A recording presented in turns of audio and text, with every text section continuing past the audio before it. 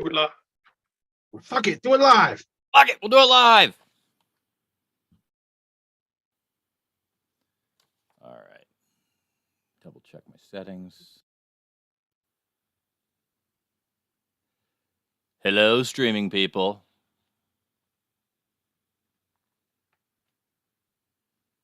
Okay, I need to start here. Got it. All right.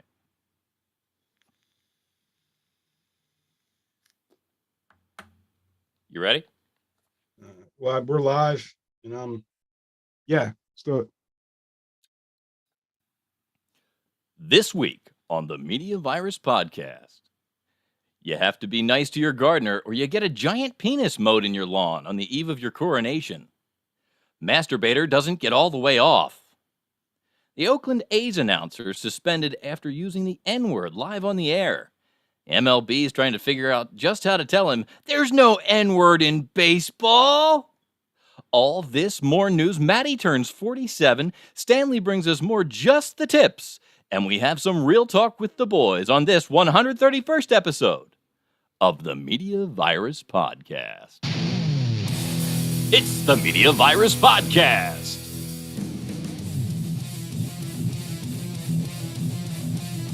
Let's point and laugh at the world burning around us with executive producer Mike Latoris. We're going to start over. BBC correspondent Stanley McFadden. Makes me tingly in an unfamiliar way. Grease Monkey Pete.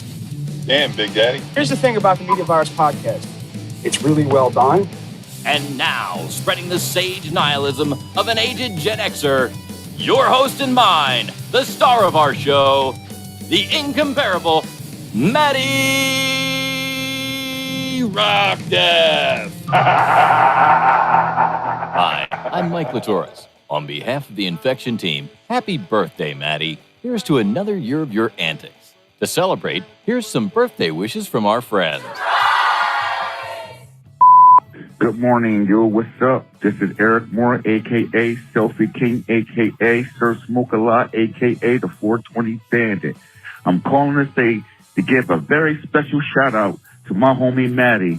Happy birthday, bro, and many, many more to come. Today is your day. Remember, don't let nobody steal your joy. Have a good day, have some fun, and make good choices. Again, my brother, happy birthday, and many, many more to come. See you soon. Eric Moore out. What up? It's Snoop Deal Double G, and my man feels international rank. Get that man some green. Hi, Matt. Happy birthday. It's your chocolate devotion to Shea. Just wanted to say have a happy birthday. Love you and enjoy. So wow. Wow. Eric Moore and Tashea. And Snoop. And Snoop.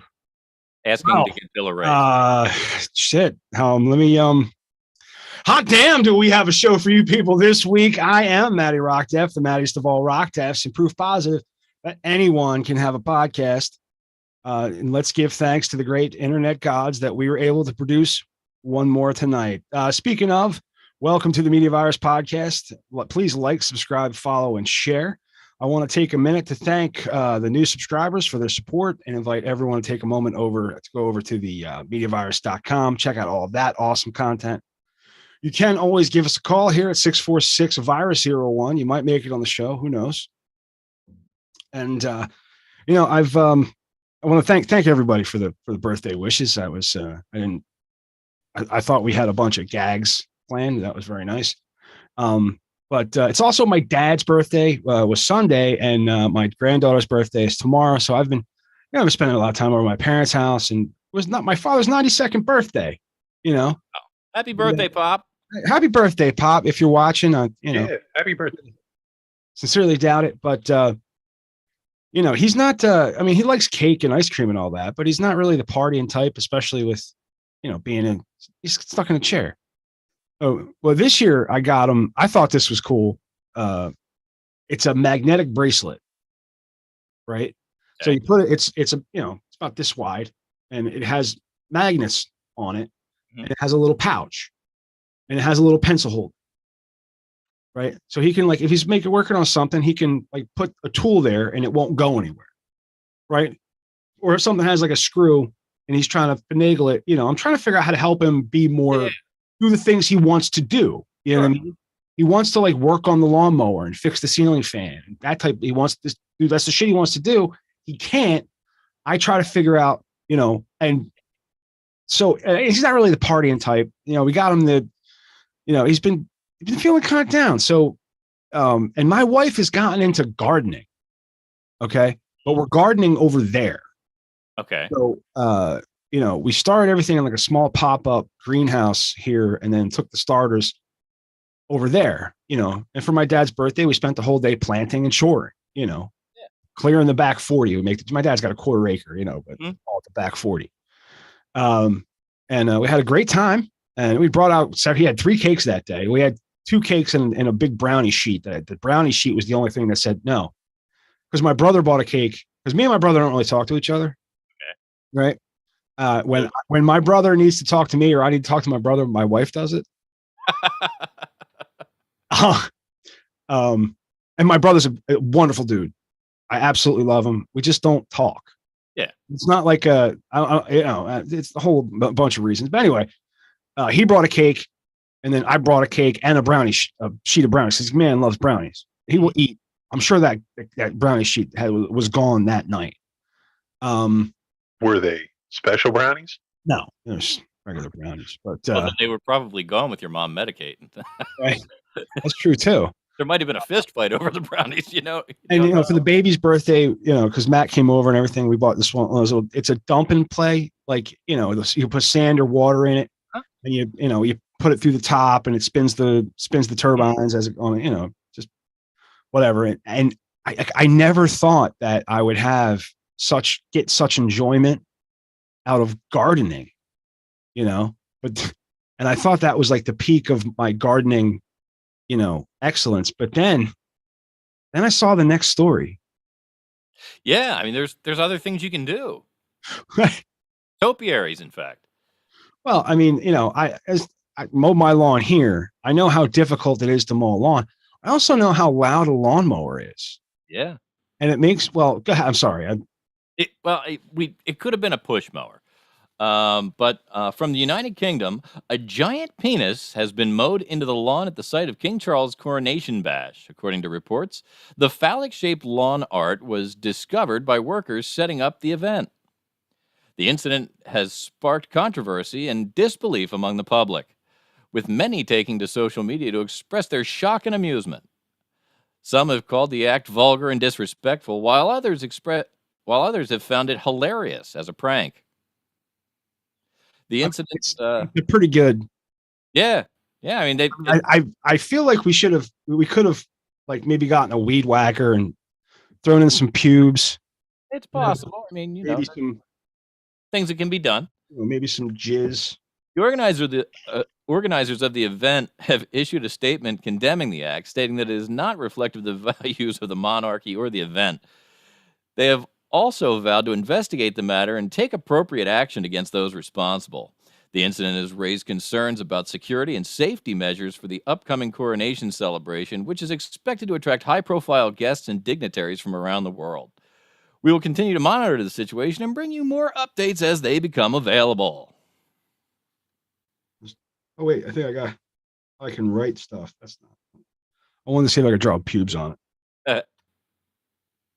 So, yeah. But yeah, I mean, that's incredibly symmetrical. Whoever did it knew what they were doing. I mean, if they did that in the dark, like, damn. They practiced that shit. Well, I mean, there's a couple of ways you can do circles. One of them involves staking and tying off your. Those. Cutter. First of all, and the lines are straight. I've only ever seen one penis and this was in pornography, but I've only ever seen one where the balls are on each side symmetrically like that. Usually the testicles hang lower. Yes. Now see, I would have drawn a side profile of the cock and had huge balls hanging down. Mm-hmm. That's my critique of this. Sure. I would have done a little bit more flaccid. I might have, put a little bit more detail into it. But this really gets the point. Yeah, the lines are incredibly straight. The circles are incredibly. There is a level of perfection here. I'm thinking that maybe it could have been done with a remote control device by GPS or something. Oh yeah, there's an idea. Like a pattern. Yeah, I mean that would explain the just the way that it's, like I said, the symmetrical circles, the straight lines, or it was a crew who was really out there and knew what they were doing. I mean, probably, more than likely it was a a crew that who didn't know what they were doing. Who's that? The guy that got what's the next story? Well, it's the masturbator who got probation. In Austin, Texas, a man who chased a woman down the street while masturbating and broke her leg in the process has been sentenced to probation. Well, did he catch up and finish? According to we're getting there. I mean, she broke her leg. How she couldn't run fast after that? According to the New York Post, the incident took place last year when the victim was walking to her car after work. The man, identified as 32-year-old Jackson Brown. No shit. But it says Jackson Brown? 32-year-old Jackson Brown. I don't think there's any relation. It's not indicated anyway. Followed her and began masturbating in front of her. When the woman tried to run away, Brown chased her and tackled her to the ground, causing her to break her leg. Oh, yeah, that makes more sense. Then fled the scene, but was later caught by police. Brown was charged with indecent exposure and assault, but he pleaded guilty to a lesser charge of misdemeanor assault. Despite the severity of his actions, Brown was only sentenced to 3 years of probation and then ordered to undergo counseling and attend sex offender treatment programs. Huh. The decision has sparked outrage among some members of the community who feel the punishment is too lenient for such a violent and predatory act.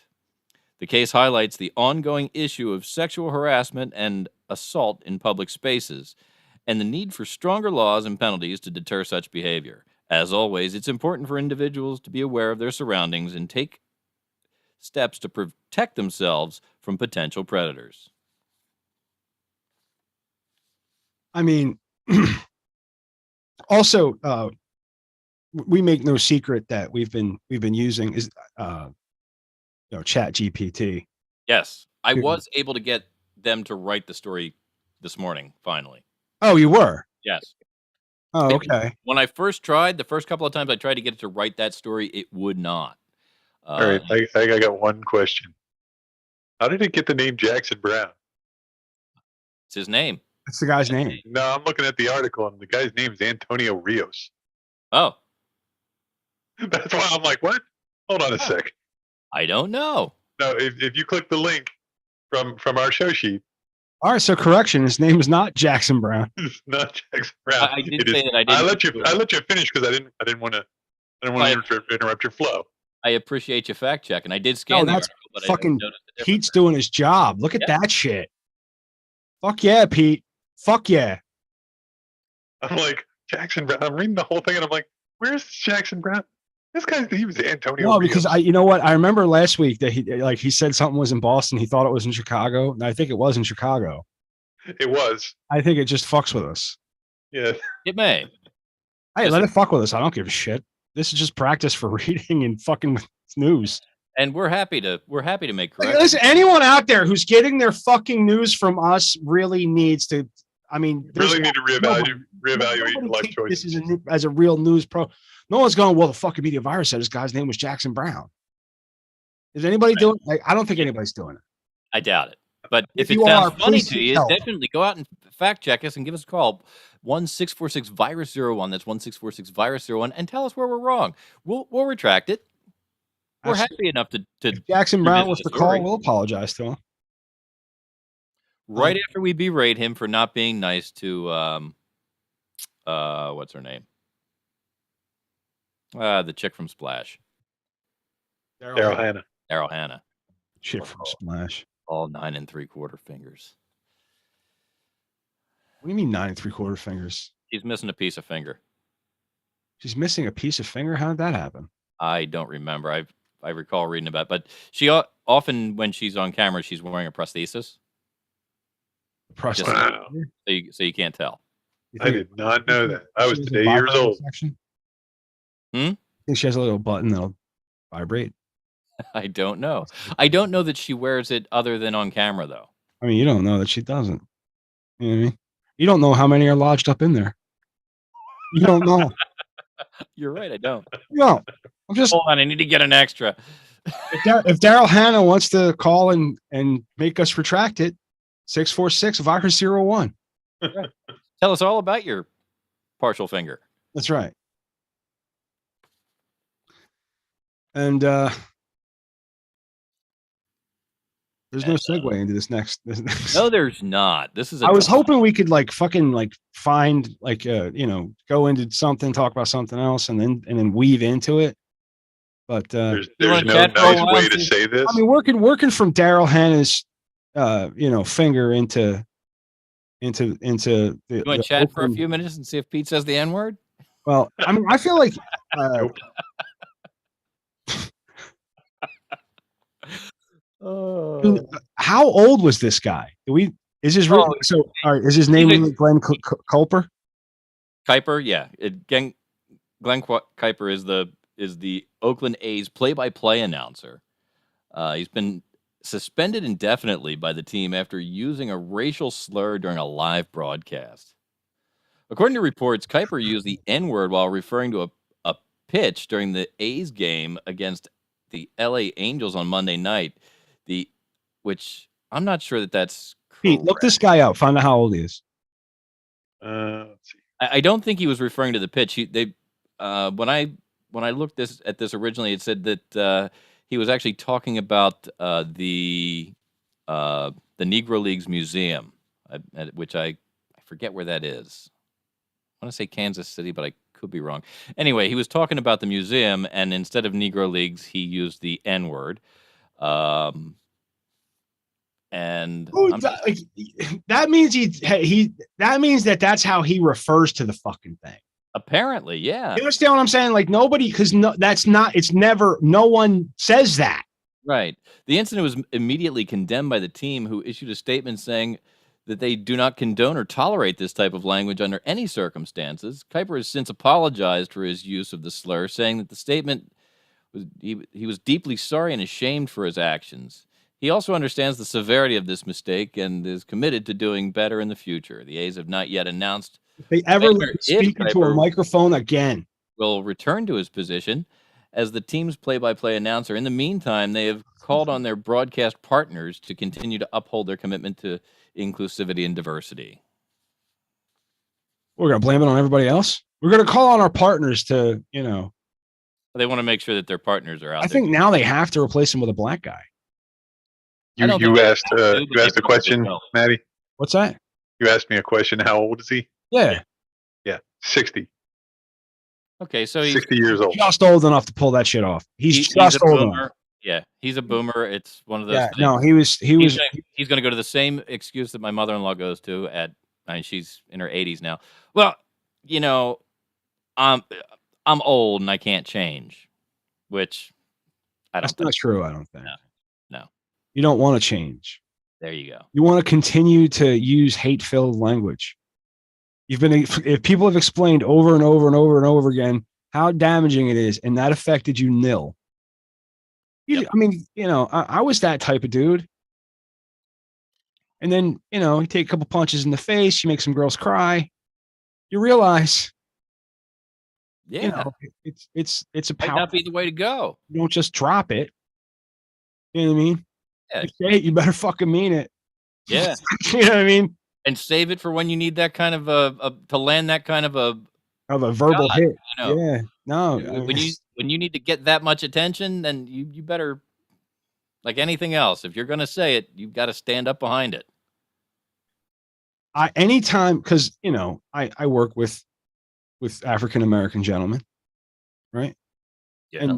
And they often will that and this, the A version, Mm-hmm. soft A. Yeah. Right. Did I do this? Did I do that? Ninja this, ninja that. Yeah. Right. You know what I replace it with? Neighbor? No, I say that's the worst thing you can call. No. Wow. Um, 646 virus 01 to reach Six. the We'll virus. retract anything you want us to. No. What was I? Fuck. What were we talking about? Motherfucker. Guys at work. Motherfucker. I say motherfucker. So this motherfucker. Yeah. People would rather be accused of fucking their mothers. Right. So Often. that's kind of like in the vernacular. Like if you were a foreign person who just learned English in its proper form, Yep. you came in, you would, why is this white guy accusing all these people of fucking their mothers? And I mean, I understand, but at 60 years old, he's an announcer.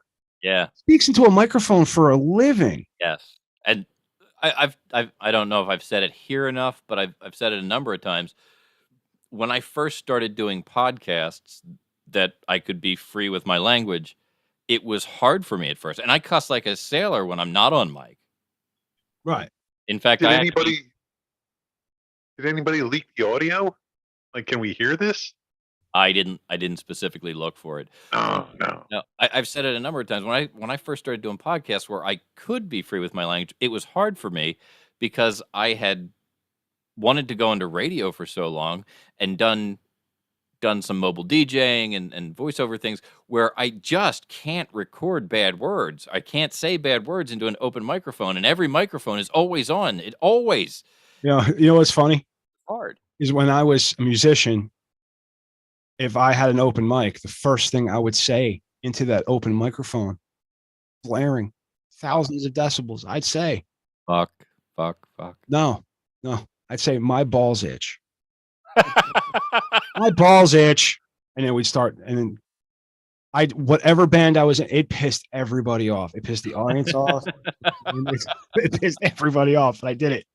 If there's an open mic, I was the singer sometimes, and I would just go up and like, my balls itch. And because it was usually the truth. But it was just one of those things where it was a funny thing to say into a microphone, especially when you're at like a state fair. Yeah. Like when you're in a cover band, you know what I mean? And you're at a state fair and somebody just walks up to an open mic and says, my balls itch. It kind of gets people's attention. It does. It really does. And that's what it's about. It's about getting people's attention. But I would never walk up and use the N-word into an open mic. No. And for him to like sit there and having a conversation, it's unfathomable. Yeah. It's really not cool. Pete, say unfathomable. Unfathomable. Thank you. No problem. Well, I think we've blown through the fucking A block real quick. Well, I do have Great time. a little bit more in the A block. I have a special video birthday wish for you from our good friend Big Daddy that I'd like to share. So let me get that ready to go. Push that up. All right, we're here. Let's open that. Yeah, very good. And here and there. Got to share the screen. Here we go with the big screen share. Excuse me. Share. All right, here we go.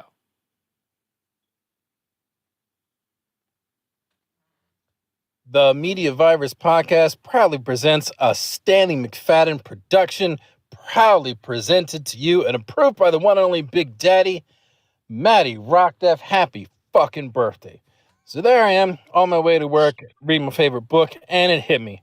Fuck, it's Matty's birthday. What am I gonna do? I could get him them Eggos that he likes so very much, but then you know what I decided?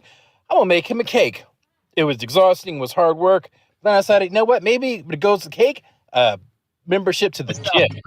Last time I got him a membership to the gym, shit didn't work out. So, you know what? Maybe this year we'll forego the gym membership and we'll do something else. Maybe, just maybe, I'll get him a nice drink. But then I realized, you know what? He's already got a stiff drink of his own. So I decided maybe I should go with his favorite brand of flip-flops. Or maybe I should get him some hot dogs. Or maybe I should get him a ticket to that WrestleMania that he likes so very much. I don't know why, but he loves it so much. But it's him. How about them condoms that are just his size and get him for that slut that he loves so very much? You know what happened the last time y'all went out. I could set him up with my sister again, but that didn't work out too well either. She's a size queen. Or, you know what, I could get him one of them Chinese women. I don't think your wife would like that, though. I could get you a ticket to Pornhub, but that's kind of iffy. How about corn? I know you like corn. Or one of them giant gummies. I know you like them gummies. 37? Or how about some chocolates? Dudes like chocolates. You know what? I know the perfect gift for Matty. A bro job. Yeah. Maybe mechanical bro job. Mechanical bro jobs can work out too. You know what? That cake kind of took a lot of effort out of me, so maybe I won't do that. Maybe I'll just get him a special order and bang up that throat. But you know what? I don't want you to be all butthurt. I know how you like to be the one to inflict pain rather than being the one to, receive it. So you know what? What's the gift for the guy that doesn't really give a fuck about anyone or anything? About some magic. Dudes like magic. Look at and remember a card in the middle Who of the doesn't deck. love magic? Got it? You know what? I'm going to try and catch you. Fuck it. It's a birthday. No one really gives a fuck. So, happy motherfucking whatever. All right, I'm out.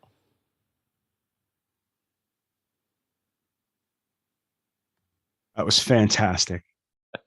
That was terrific. That was absolutely fantastic. You are a much loved individual. I see that. There's a lot of love that came out. For That you was this week. that was incredible. I want to thank Big Daddy. I want to thank Tashea and Eric Moore and Snoop. Shout out to Snoop. Thanks, man, for remembering my birthday. Oh, It's weird that you sound like you're a robot coming out of computer speakers, but what are you gonna do? He's really high all the time. So, yeah. Wow, I'm blown away. That was very, very, very cool. So I'm kind of like touched. So why don't you bring us home there, Mike? All right. This has been the A block of the Media Virus Podcast here on the Media Virus Podcast Network. You can always reach us 1-646-VIRUS-01. If you've got a message for Matt that you didn't get in yet, you can give us a call in our B block, which is coming up just a few minutes at 1-646-VIRUS-01. And we'll put you on the air with Matt. In the interim, I'm going to play us out with a few more messages that we had for Matty. What? Now, here's more messages for Matty on his birthday. A little birdie told me that it is Shitty Gandalf's birthday today, and I just wanted to wish him a happy birthday. Can't be that easy getting up there at that age, but you made it. You made it another year. So happy birthday, Shitty Gandalf, and many more. Hello, fuckers. I'm calling to wish Matty Rockdeath a happy birthday. I'm a long-time listener, ever since last year when I was 4.5 years old. Now that I'm almost 6 years old, a lot has happened. I was ready to start searching when you said you might lose your toe. It was a relief when you didn't. I was there for the episode 100 celebration, even though I can't count that high. For me, and most podcasts out there, it's a real bitch trying to get past 10. Most recently, my parents found my browsing history after they found out you guys interviewed Tom Antion and Timmy B, because they wanted to check it out too, but they said you're not good for me to listen to, and I said, fuck that noise. The Media Virus Podcast with Matty Rockdeath, Professor Mike Lee Taurus, and Grease Monkey Pete is the tits. And now I'm grounded. Happy birthday, I gotta go, before I get caught on the phone. Hi, this message is for Matthew Podcast Radioman. Happy birthday. I love you. Uncle Matt, Happy birthday, brother. Love you, Jason. And that's the A block. I'm a little overwhelmed. This is going to be the show that just keeps on giving, dude. Yeah, man, you put a lot of work into this. Thank you very much. That was very, I mean, the undertrack, it fucking sounded incredible. I was, Your family and friends really, really stepped it up. what? They really came through for me. You're much loved. Yeah, I mean, I appreciate it. I do. Make me fucking cry on my show where I'm supposed to be a badass. Fuckhead.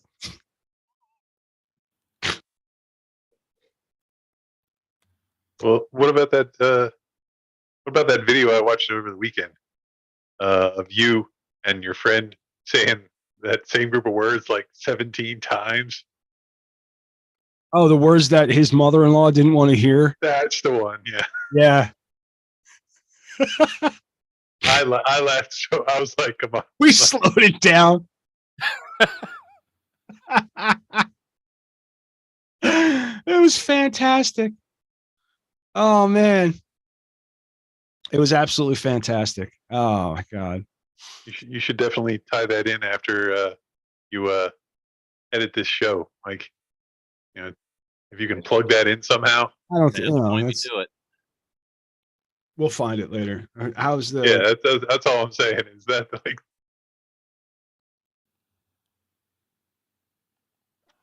I need to check my show sheet because I have notes on there. Now, let me ask a question. I don't know if anybody's in the chat, but we can take votes.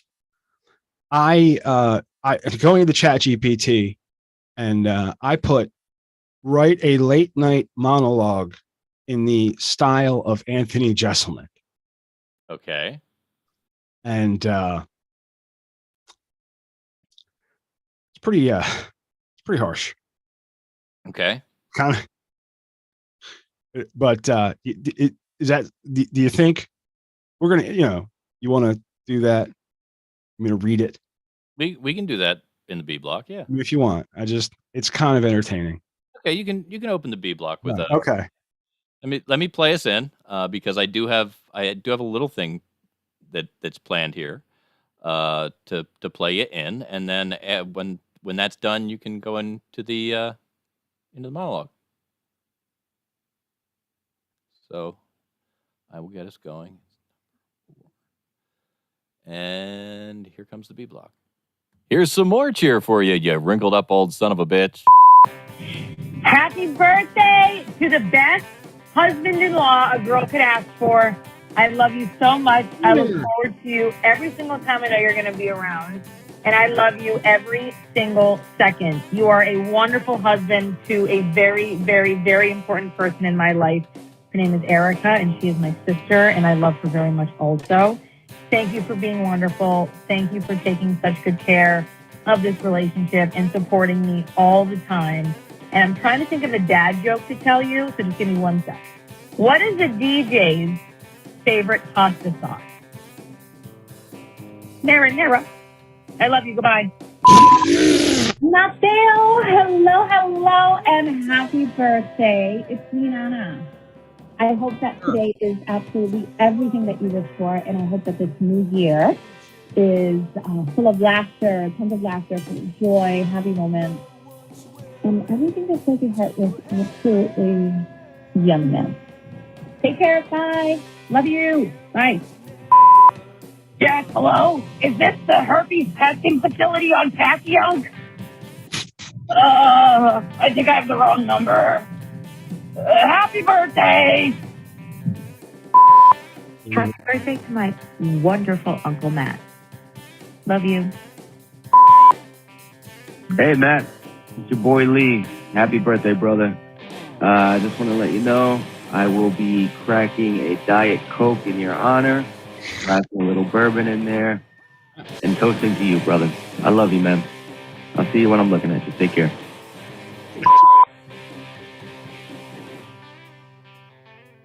Wow.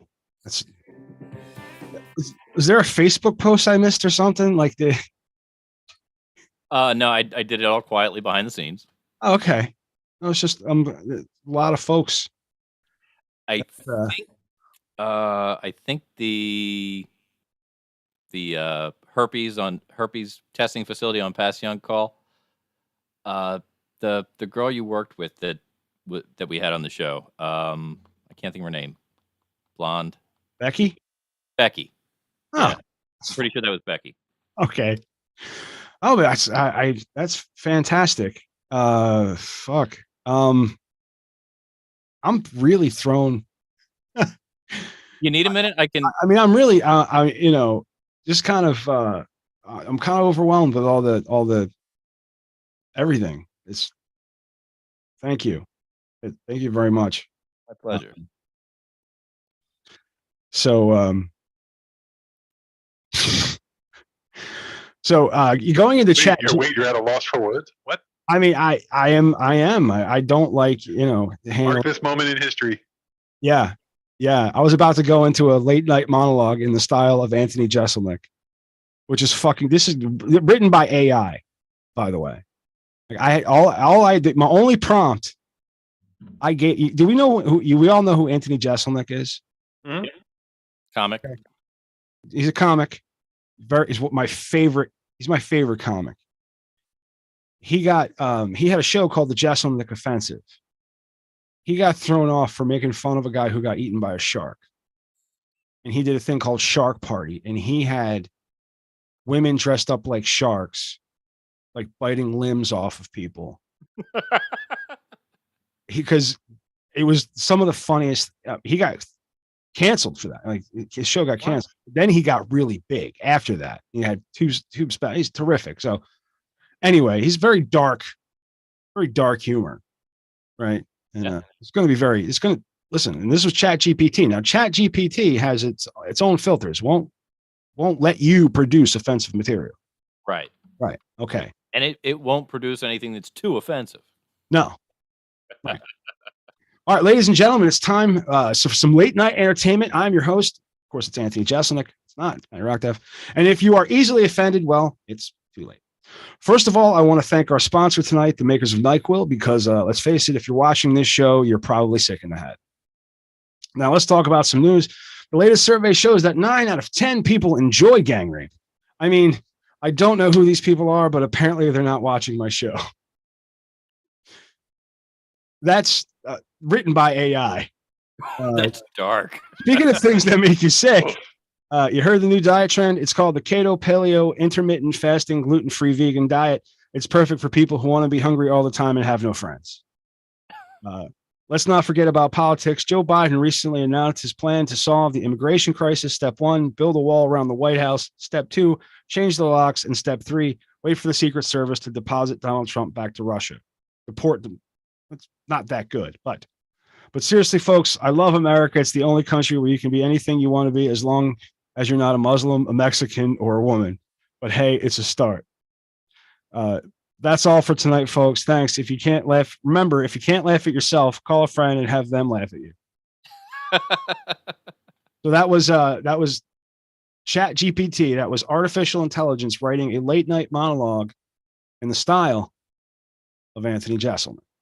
I mean, that was, I must say, it was darker than I thought it was going to be. It was, yeah. I was like, what the fuck? I couldn't believe what I was reading. And right out of the box with 9 out of 10 people don't like gang, are okay with gang rape. That's wow. Right? Well, I mean, yeah. But who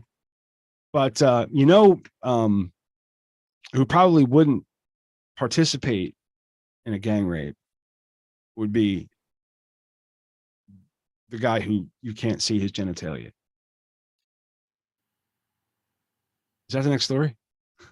Oh, fuck They're up. not in any particular order. You can pick. Oh, I was just going by what's next. Okay. Well, they're not in any particular order. I put them there. You can pick them up. So can't see his genitalia. No exposure. In a recent court ruling, I don't have. I've got it on my. Yeah, I've got it on my. On my copy. I don't have it on the I'm sorry. No, I was looking at the show sheet. In a recent court ruling, transgender woman Rachel Glines has been cleared of genitalia exposure charges due to body fat coverage. Glines was initially charged after a dispute with a neighbor who claimed that she had exposed herself while changing clothes in front of an open window. However, the court has now ruled in Glines' favor, citing her body fat as providing sufficient coverage to prevent any exposure of her genitalia. This decision highlights the legal complexities surrounding the exposure of transgender individuals' bodies and may have implications for future legal cases involving similar circumstances. Glines, who has been a vocal advocate for transgender rights, expressed relief at the court's ruling, saying that it represents a significant victory for the transgender community. How? This decision, How is that a victory for the transgender community? That doesn't make sense. His dick is so small and he's so fat that you can't see his dick from a distance. Her dick. You can't see this person's dick from a distance, right? That's supposed to be like that's the defense that they're using. Yep. It has nothing to do with him being transgender.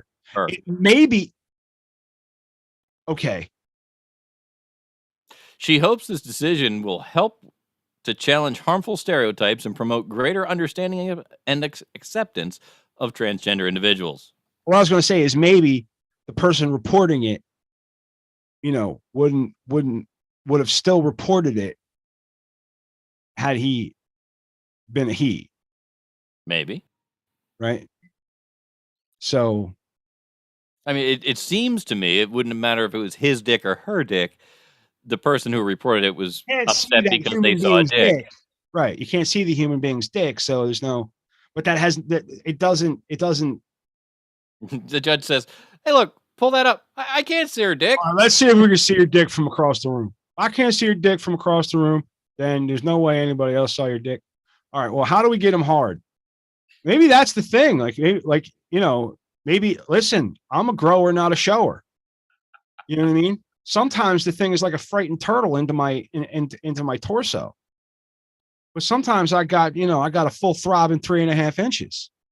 There's a big difference. So what I'm getting from this article is that if we want to walk around naked, all we do is got to get really fat. Yeah. That's what I'm saying. Well, they depict Peter Griffin on a cartoon naked quite often on TV, and it's because the belly covers where the dick is. Well, he's got a dicky do. Yes, stomach sticks out further than his dicky do. You can't use a scrotum for identification purposes. I don't think so. No, but they have. I guess it's really hard to get the ink off. There was a study on scrotums. Yeah, they're trying to actually identify which ones are better looking than others. I know mine are pretty nice looking. In a recent study published in New Scientist, researchers have found that identifying a beautiful scrotum is barely possible. The study involved showing participants images of scrotums and asking them to rate their attractiveness. The results showed that there was very little agreement among the participants and that beauty is truly in the eye of the beholder, even when it comes to scrotums. The study involved 20 heterosexual women and 20 heterosexual men who were asked to rate the attractiveness of 10 different scrotums. The scrotums were photographed under standardized conditions with no hair or external features visible. The researchers found that there was very little in agreement among participants, with some rating scrotums as very attractive and others rating them as very unattractive. So we don't know what the qualities of an attractive. I feel like there should be some kind of. I feel like you could come up with a grading system. You should be able to, but you have to standardize what you're grading. And also, too, I think it makes a difference whether or not it's cold or it's hot. Because when it's cold, your nuts come up into your body. Yep. And when it's hot, your nuts hang down, right? Mm-hmm. So I would imagine. Okay, just like one of the theories, of evolution, is in colder, in warmer areas where men aren't as exposed. women can choose if penis size is important. Women can choose by penis size. They have a better option, right? Mm-hmm. You can see that guy has a better chance of impregnating them or whatever it may be. Colder climates, you found a man to protect you, and he might beat you, smack you around for a while, but it didn't really matter. You didn't see him downstairs. No, he was either wearing pants or you had to stick your finger in his ass to get it to pop out. Yeah, I mean, pretty much. But your finger is. That was a grenade. It took a minute to. Took a second to roll around in my head. So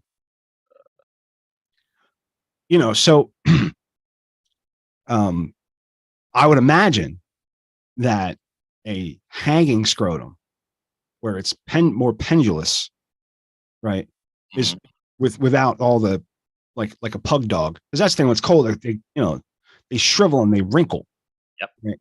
But if they're hanging loose, right, because a popular sexual position from behind, known as doggy. If testicles are loose, they slap.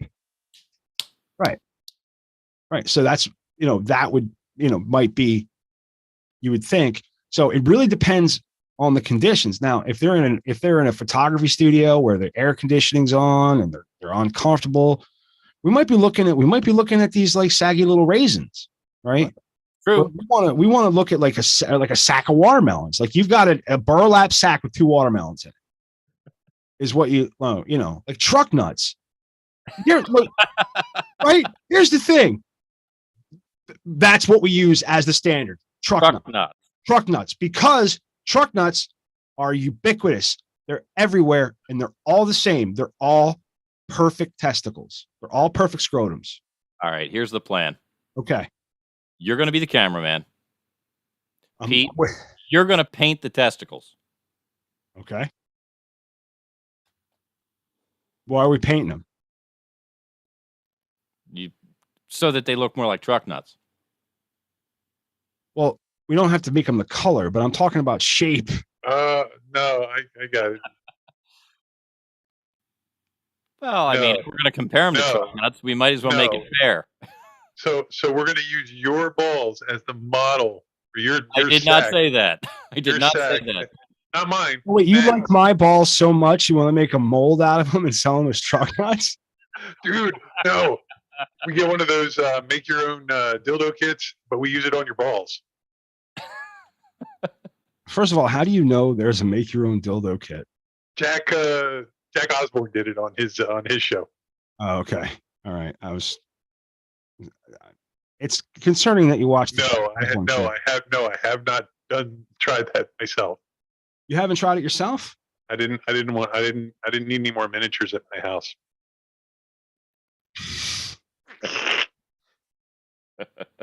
Self-deprecating humor from Pete. That's me. That's right. Good Well, stuff. we've had the beginning of more news. We're going to take a quick break, and we'll come back with more news right after these words.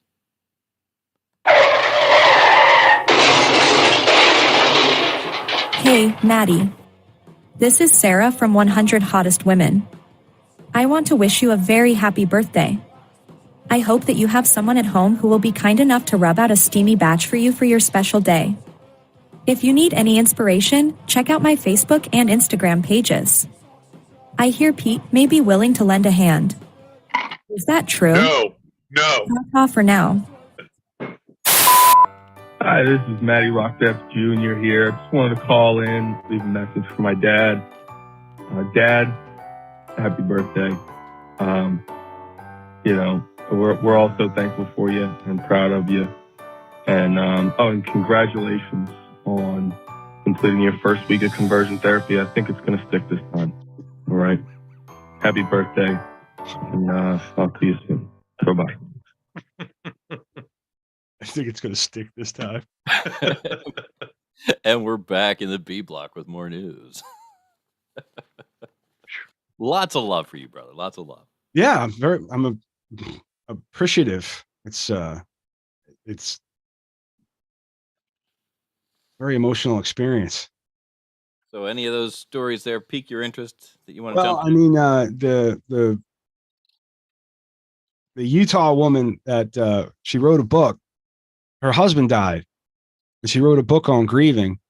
And then they figured out that she was the one that killed her husband. Oh, how about it?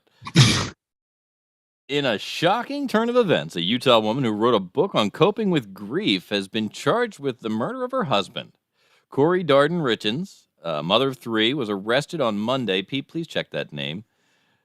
Arrested on Monday for allegedly poisoning her husband, Eric Richens, last year in March. Police arrived at the home to find Eric lying at the foot of the bed, and Corey claimed that she made him a vodka drink before falling asleep. An autopsy later revealed that Eric died of an oral overdose of fentanyl, which was found to be 5 times the lethal dose. She wanted to make sure. Corey has been charged with first-degree aggravated murder and 3 counts of second-degree possession of a controlled substance with the intent to distribute. The couple seemingly had... Oh, so she was moving fentanyl, too. Seems like it. The couple seemingly had issues before Eric's death, as one of his sisters alleged that didn't have any issues Corey after.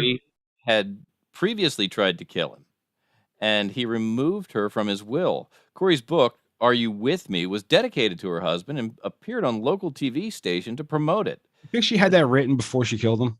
It's a tragic story of betrayal and heartbreak, reminding us that things are not always what they seem. I don't know.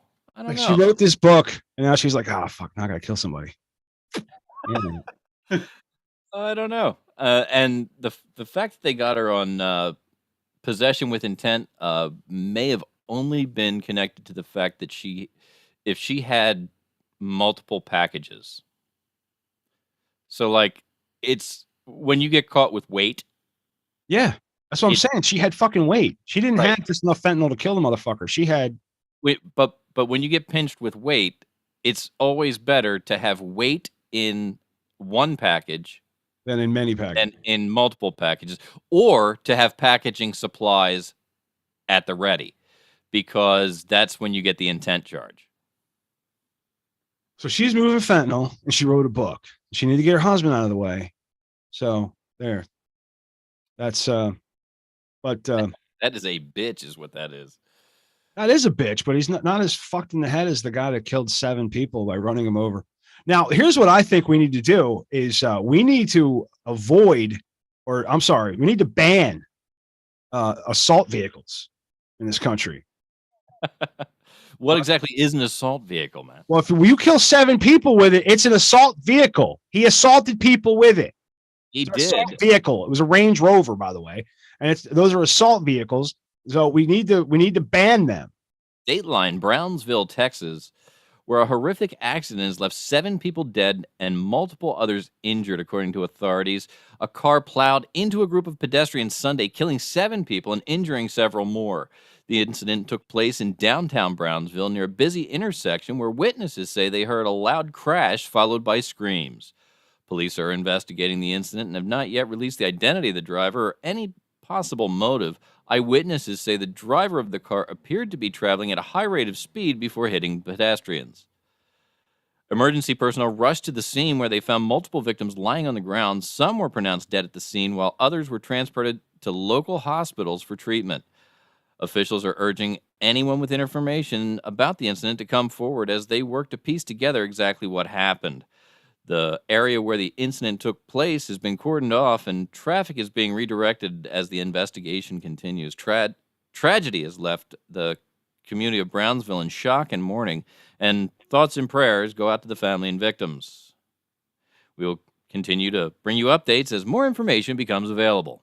In the original story, there was mention that people waiting at the stop were illegal immigrants. Oh. So, and there was this illusion. They were alluding to illusion. That this might have been a hate crime. That is a possibility. It could have just been a dude had a fucking stroke and 7 people were very fucking unlucky. That's a possibility as well. It's just their fucking time. It very well could have been that. But the papers got this link. It looks like they took it out. but they were saying how it was because some of the people that were injured and killed were illegal immigrants, that there has to be, we have to cast aspersions that this might have been just a terrible accident. Like, why do we always have to put this little fucking detail in that makes people think that? I just don't get it. Like, 7 people died. What difference does it make? Because that's the way that you continue to divide the country. Right. Yep. So, okay. But what story just do you for my own sanity? Did you read that they didn't release the name of the driver? Yes, we did. Which that's funny because I'm looking at the name in the article right now. All right, what is it? Well, and as you read that, I was like, said the driver, 34-year-old George Alvarez, allegedly tried to flee the scene but was stopped by others. Okay, I pulled some of these stories. I pulled a couple of days. Like, I started doing work on the show Monday, so if I pulled that and had that story written on Monday, the link could be updated. They've updated. Yeah, but definitely, if we're reading wrong shit, tell us. Well, that's what we want you to do. Where he's not, The other thing I noticed was the list of stories. That first story you read, not on my list. I'm looking at the show sheet and I'm like, where's that first story? Oh, we're just about about the author. Yeah, no. Because I don't know that. No, that one was in the link list, wasn't it? I may have just missed it when I moved them over. I was like, I'm completely lost here. Is this a birthday present to me where we point out where Mike actually didn't fuck something up? Is that like Mike actually made a mistake? No, it was all just set up for you. Trying to get some more lines, Pete. Yeah, that's it. Dude, what the fuck's going on with the moon, by the way? What do you mean? Something wrong with the moon? There's some kind of massive structure buried deep beneath its surface. You don't say. Yeah. Hang on for just a minute, and I'll tell you what you can say. I've got to flip pages until I get to it. Yeah, that one's not on my list either. We're jumping out of order. And I said I could jump anywhere I want. That's just. Yeah. That's top 3. Exposure. Moon. Here we go. Breaking news from the world of science. A group of American researchers have made a groundbreaking discovery on the moon, uncovering a massive structure buried deep beneath its surface. The structure, weighing at least 2.18 billion kilograms and measuring the language here, because it's structure, and that's what it was in the other article too. Structure. Yes. Structure. The structure is constructed. Not necessarily.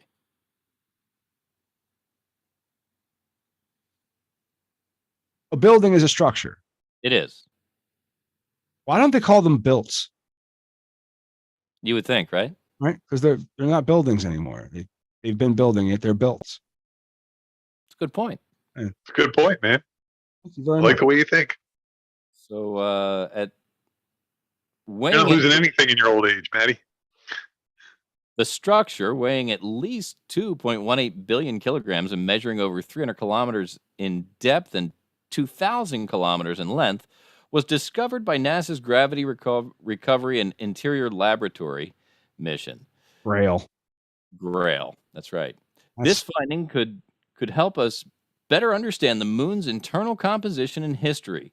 Oh yeah, so people can fucking mine it. It's probably platinum or something. Someone's gonna buy the rights somehow. I don't know how that fucking works. They'll figure it out. Remember when Pizza Hut wanted to carve their fucking logo into the moon? Yeah, none of that stuff can be done. Lead author Peter B. James from Houston's Baylor University said in a statement shared with IFL Science, one of the explanations of this extra mass that the metal from the asteroid that formed this crater is still embedded in the moon's mantle. This groundbreaking discovery is a giant leap towards unraveling the mysteries of the moon. Who knows what other secrets the moon holds? So real quick, something hit it and it stuck there.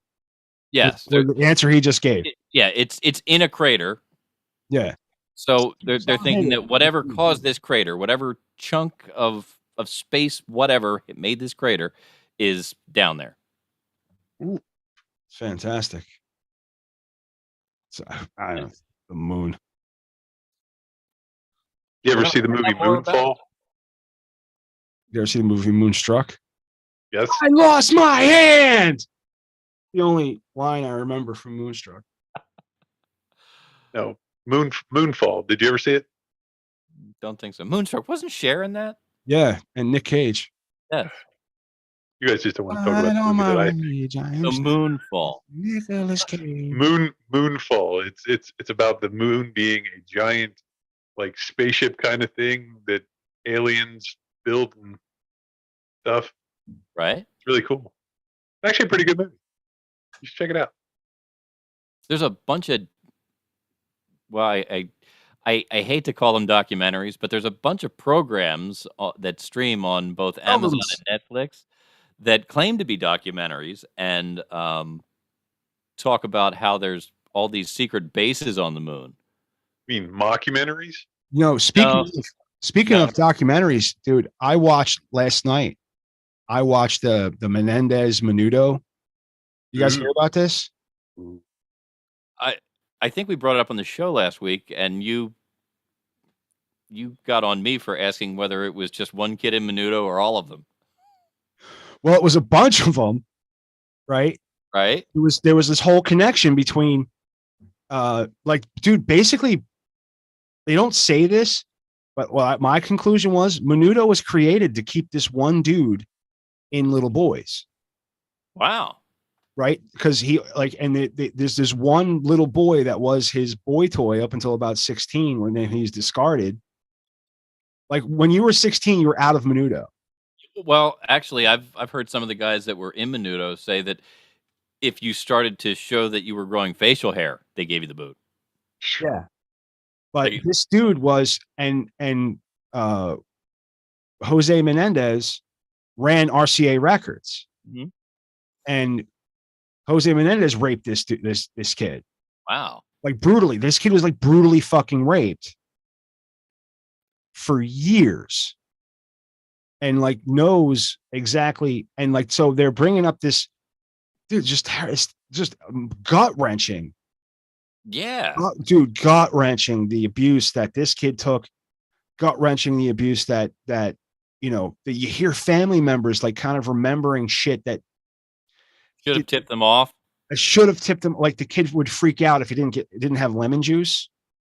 If he needed lemon juice. Right. Well, the lemon juice was to wash the father's seed out of his mouth. He didn't want to taste it. Like, yeah. Right. And just going through this and like listening to these horrible, horrible acts. I mean, I found it so difficult to masturbate later. But I got through it.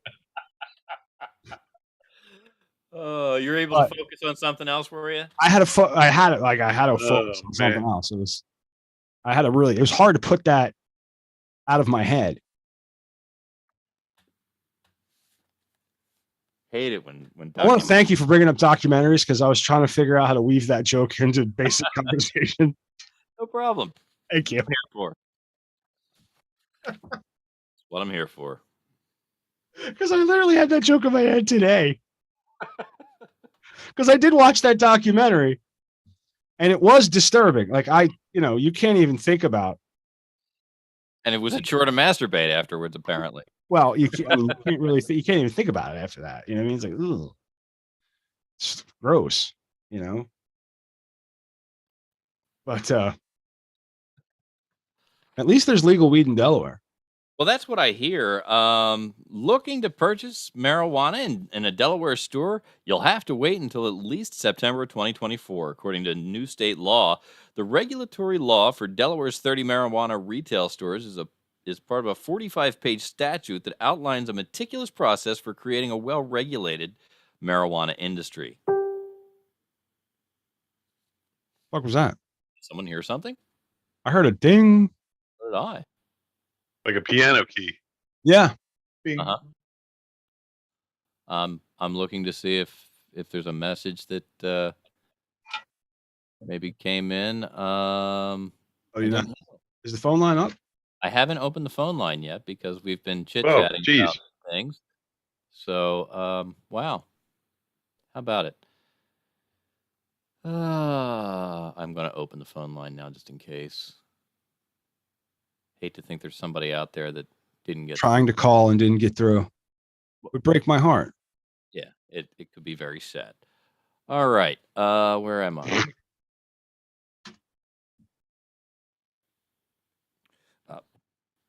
Well-regulated marijuana industry. Governor John Carney, who opposes legalized weed, must appoint a marijuana commissioner who will oversee establishing regulations for the industry and issuing licenses. There are a total of 125 licenses that will be granted in the state's marijuana business, including 30 for indoor and outdoor growing operations, 30 for non-leaf product manufacturers, and 30 for retailers. The law takes effect on July 1, 2023. What law takes effect? So wait, weed's not legal right now? No. This isn't the legalization has taken effect. What takes effect in July is the law that allows for regulation of a market industry of a to allow for sale, for production and sale. Good stuff. But you can just grow it in your backyard, right? Not legally. No? No. Which I think is a mistake. I believe that a good legalization would include a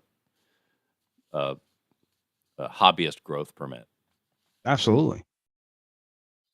Fucking asshole. You'd still have to apply for it. You'd still have to be told, okay, here's your permit, and then you can have 6 or you can have 10 or whatever the rule is going to be. But that's just my opinion. If it ain't against the law, it ain't against the law. That's the way I look at it. All right. So where are we going now, gentlemen? I don't know. I'm a little lost. Well, I'll just fill you in. There's lots of comments on the YouTube stream. Give us a little information about our YouTube comments, Pete. Let's see. Marilinda Santiago says, "Happy birthday, Mateo." They were decoding the messages from earlier. They said the niece was Stephanie. Guessing your niece was one of those callers. I knew that from her voice. Okay. I did know that. Yes. You did have a questioning look on your face when you heard it, though. Well, it took me a minute to. Yeah, you got to place it. Context. Right. Absolutely. What else you got, Pete? I also I have more than a dozen nieces, by the way. Yeah, I'm sure that you get them mixed up all the time. They're like Joey on Friends' sisters. He's got 7 sisters or whatever, and and he asked Chandler to pick out which one he kissed in the closet or whatever. Yeah. No, let's see. Your lovely wife says this is the absolute longest conversation in the entire planet about male genitalia, and I agreed with her. I mean, I think it's a great topic of conversation. It's one of my favorites. I'll tell you that much. I wish people thought about it more. I'm gonna be honest with you. Becky Brown sends you 3 hearts, Matty. Aw. That looks like that's about it. All right. Very, very cool. Thank you. I want to thank everyone for showing up. We do have a voicemail message that came in just as we were coming to the show here. So we'll bang that one out right now.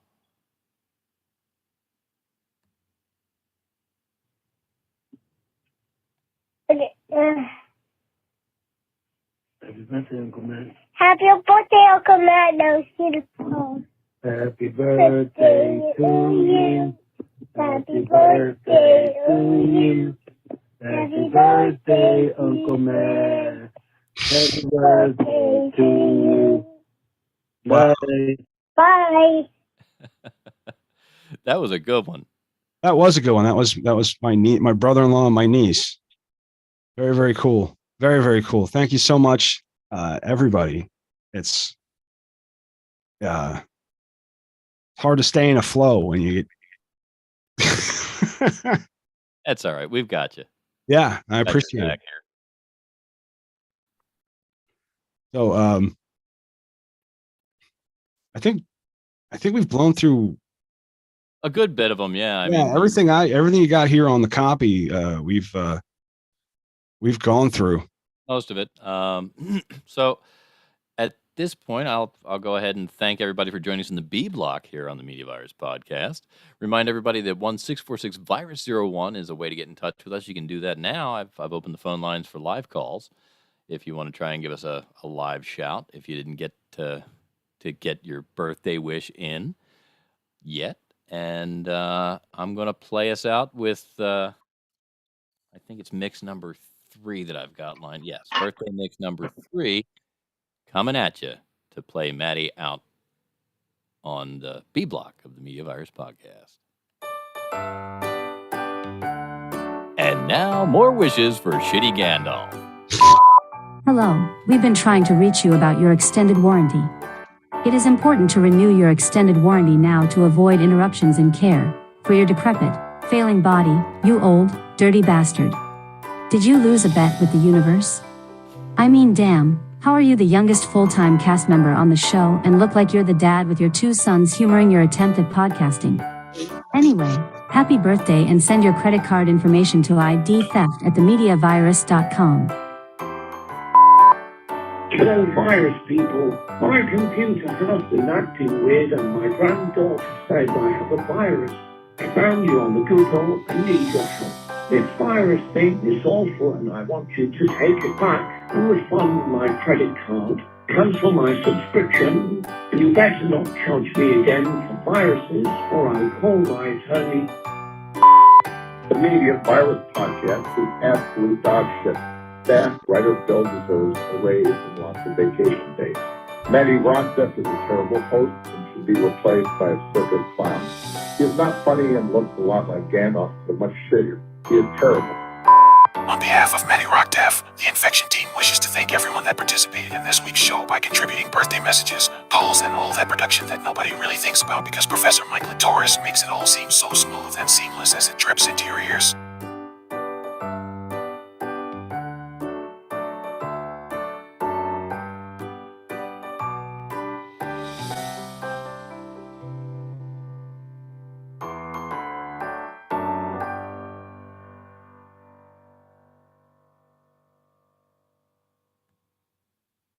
All right, that's our B block. Actually, I missed a whole bunch of stories. Yeah. But we just so C block we're fucking killing it. Yeah, we're kicking ass. Yeah, I have one important question. So, hey, Matty, Dad, where's my allowance? Would you start your shit too? I guess Stafford or Bill fucking talking to me, dude. He won't stop. He's telling me, and I'm like, you've done so much more work on the show since you've been on strike. I have a rant from him.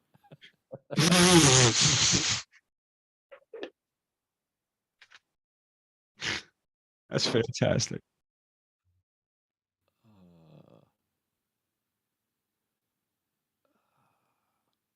Come back, cursor. There we go. All right. Get just the tips lined up.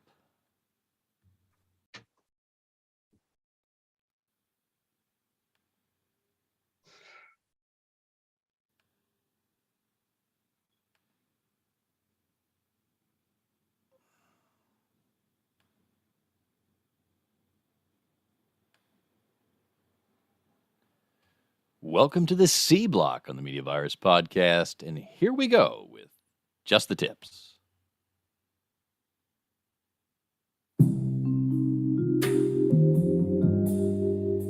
Just the tips with Stanley McFadden.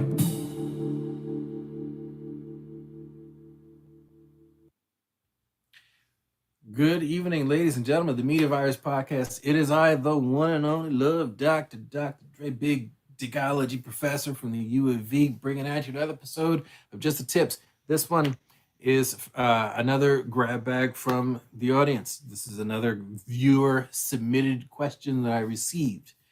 This one is from Damon. D. What up, D? D says, how can I stop being obsessed over this girl? All right, fam. Obviously, this, well, I won't say obviously. I can only assume that this is a girl that you have not yet had sex with, that you're obsessed with. And the reason why you're obsessed is because you haven't hit it yet. So I need you to understand that the majority of this infatuation of yours is over or has to do with what you haven't yet had. Got to tell you, sometimes the prettiest girls are the biggest pillow princesses, the biggest starfishes, the bitches that are so pretty that they don't think they have to do any work in bed, that they just have to lay there and look pretty. And we as men, we're going to put in the work because we've been thinking about hitting it for months, days, years, and we finally get the opportunity, and then we put in all that work, and she just fucking lays there like a pillow princess, like a fucking starfish. Way too many of y'all women think this way. You're not too pretty to do work in bed. You gotta suck that dick. Do something. You ain't that pretty. For every pretty woman that you see running around, there's some dude that is tired of her shit. Facts. How do you stop becoming so obsessed with her? First and foremost is realizing that she is not perfect. She's not sent here directly from heavens to lay that big juicy booty on your dick. It's not why she's here. She's here to piss people off. She's here to fuck shit up. As a woman, first and foremost, her job here is to disrupt the status quo of men. That's why she's here. That's what she's doing right fucking now, tap dancing in your brainstem. So you need to get yourself a hobby. Find something better to do with your time. She sends you a text, you send one right away. She responds 2 hours later, you respond right away. She responds the next day, you respond right away. See what I'm getting at? You need to put more time and distance between your messages to her and where she's occupying time and space in your brain. If it's possible, turn off your phone for a while. Turn off the ringer for a while. Get her out of her head. Find a hobby. Sell crack. Smoke some weed. Find yourself a small farm animal and a roll of duct tape. You know what I'm saying? Find yourself something to do that you can get this bitch out of your head. Rub one off. Find your crinkly sock. Put some work in on it. Go to the gym. Learn a language. Find an app on your phone. Kill some zombies. Find something to do that is going to improve you. Read an audiobook. Find something to do that's going to improve you. That's how you're going to get her out of your head. Work on yourself. Now, on the other side of it, I can say get her out of your head also means maybe it's time to get her out of your brain and do something with that thought. How long have you been sitting there with the thought of, oh man, I should go up to her and ask her out, ask her for a drink? All right, well, in that case, the only way to get her out of your head is to do something with the thought. If she's in your head that long and you ain't asked her out, it's time to ask her out. Get out of your head. So you either need to run away or run towards. Don't hit the middle ground, because that's why you stay still. That's why you're stagnant. One or the other. Don't sit still on it. Go towards, go away. Because the longer you sit on it, the longer you're just going to stay exactly where you're at and it's not a place that you enjoy being. That's what stagnation is. That's when water spoils. That's when shit goes wrong. That's what keeps bitches in your head. Do something with the thought. Go towards, go away. Get her out of your head. Ever heard the song Get Out of My Dreams, Get Into My Car? Well, get out of my dreams, get out of my head. Get into my car is doing something with it. That's the action. All right. So this answer has been long purported. I didn't just this one isn't coming just from me. This is coming from experts over the years. Do something with the thought. All right. Damon, I hope this helps. Dr. Dre from U of V, Media Virus Podcast, just the tips. Hope it helps. Happy fucking.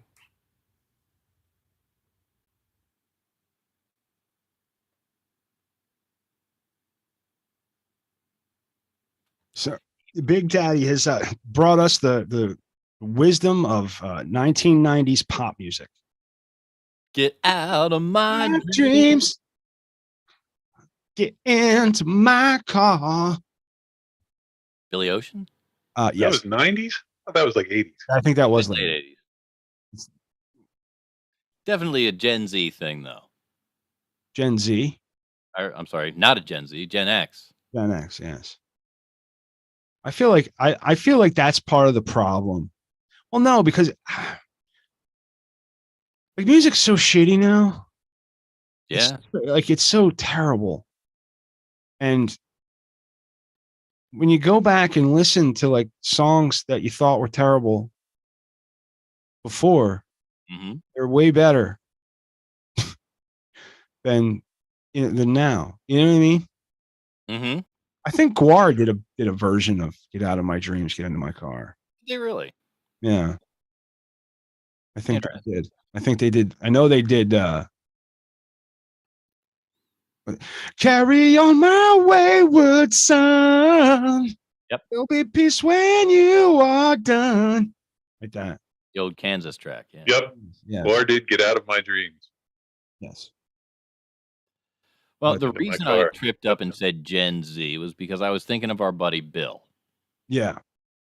And as you may remember from last week, we entered into discussions about his strike. Bill's a late late millennial. Yeah. I don't want to because he's millennial. Matt's millennial. Yeah. My wife's I was really just trying to poke at him. transition. I like it. I did it. I get it. And that I know it pissed him off that you called him Gen Z. But last week in the show we entertained his complaints and his demands for entertaining demands, yes. To end his strike, and we came to the conclusion that what we're going to do is he's going to work on some stuff, and we're going to put him directly against AI with writing some movie treatments. Okay. The concept is it's going to be Adam Sandler films, and we're going to present them. And you and Pete are going to decide which one is Bill's and which one is AI. Okay. And we hope to bring that to you starting next week. I'm excited. And in the interim, Bill has some things that he wanted to say. So he called in to 646-VIRUS-01 and left us a message with this rant. So here's Bill's rant. Ladies and gentlemen, fellow employees of management, we have a problem in our midst. It's time we do something about it. I'm talking about the Media Virus Podcast hosted by that jackass, Shitty Gandalf. First of all, let's talk about the wages. You know how much Shitty Gandalf is making right now for being the host of a dumpster fire podcast? Definitely more than the rest of us. That's right. We're out here busting our asses for scraps. That guy's raking in the dough, and he's just talking out his ass. What does he even do on this show? You know, Mike makes all the graphics. He does nothing. He just gives shitty opinions on bullshit. So that's not even the worst part. Oh, not even by a long shot. It's the working environment that Shitty Gandalf creates with his inappropriate jokes and comments. Every time I have to walk by an office and feel like I have to take a shower, and don't even get me started about how he treats the female coworkers. As a matter, we haven't even been through yet. So what are we going to do about this? Are we going to sit back and let shitty Gandalf continue to pollute our workplace with all this filth? No, it's time we take action and we demand change. We need to let management know that we don't stand for this kind of behavior any longer. If they won't listen, then we'll have to take matters in their own hands. I'm talking about a full-blown strike, people. Company-wide. No more sitting by idly when shitty Gandalf is, running his podcast rampant, destroying our workplace. We got to show them what we're made of. In conclusion, the Media Virus podcast is a blight on our workforce and a disgrace to the podcasting community. We deserve better than this, and it's time we demand it. Let's stand together, my fellow employees and other members of the Media Virus crew, and say enough is enough. And to shitty Gandalf, I say, you shall not pass! So yeah, if you feel like that speech didn't make a lot of sense and was a bit disjointed, it was Bill. Because not just because it was Bill, it was written by AI. I'm sure. Oh, it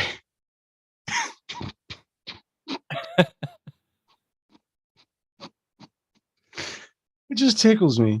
It just tickles. He loves it. As long as he can get something else to do the work for him, he's in. He's in. Yeah. Well, it's honestly the hardest part.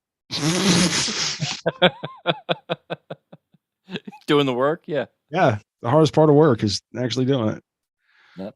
I wonder what do you think the hardest part about being a hotel manager is? Being a hotel manager, I'm sure there's a number of things. Clearly, you want to go back to more news, so let me get back there. Hotel manager. I didn't know we were going back to more news. Sorry. Oh, I'm sorry. Well, apparently it's toe sucking, Matt. Our story today comes from a hotel guest who woke up to a startling discovery in his room. According to reports, the guest found the hotel manager in his bed sucking his toes. The incident reportedly occurred at a hotel in the United States, and the guest immediately reported the situation to hotel staff. Not for nothing, but the United States is a big fucking country. Can we get more clarity on this? I'm sure we could, but look it up. Go ahead.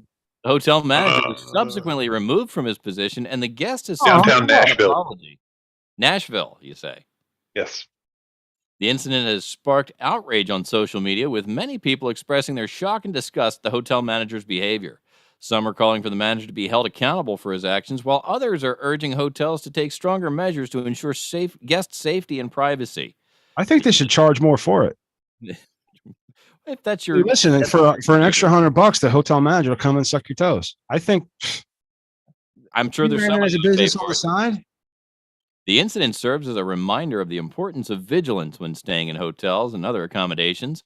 Guests should always be aware of their surroundings and report any suspicious activity to hotel staff and local authorities. I'd be afraid of getting kicked in the face. Right? I mean, that would be my natural reaction. That's when, especially when it's wet, you're like, oh, you want to kick it away. Yeah. Right? You're going to get kicked in the. Absolutely. Or dude, what if you show up and it's, you pull the covers up and dude, the toenails are just fucking jagged, fucking yellow. You know what I mean? Is it weird that I immediately took the position of the toe sucker and started asking questions? A little bit. No, it wasn't weird at all, man. No. Pete didn't see anything wrong with it whatsoever. Didn't see a thing wrong with it. Nope. It's a little weird. That is a little weird. But what's going on next, Mike? Well, I was going to do Real Talk with the boys this week because we haven't done Real Talk, and you may or may not have noticed. I know Pete did that. I set up a special, clearinghouse to dump these things into, and in addition to reels, we do have some photos that Pete sent along. And then I've got Pete sent, like Pete like doing work. Yeah, you give Pete a link to drop things on, and here they come. Holy shit! Right. So first we've got the happy birthday, man. Happy birthday! Here, I did something. Thanks, Pete. Don't expect this every week. So Pete's been in the Sarcoholics group apparently, and this piece is called "Fuck Around with Gen X and Find Out." And a millennial apparently posted this. I don't mess around with anyone over 42. They built different. Their families had them formally trained in something by the time they were 2. They had keys to the house by age 5, could cook full meals at 7, and were pretty much self-sufficient at 9.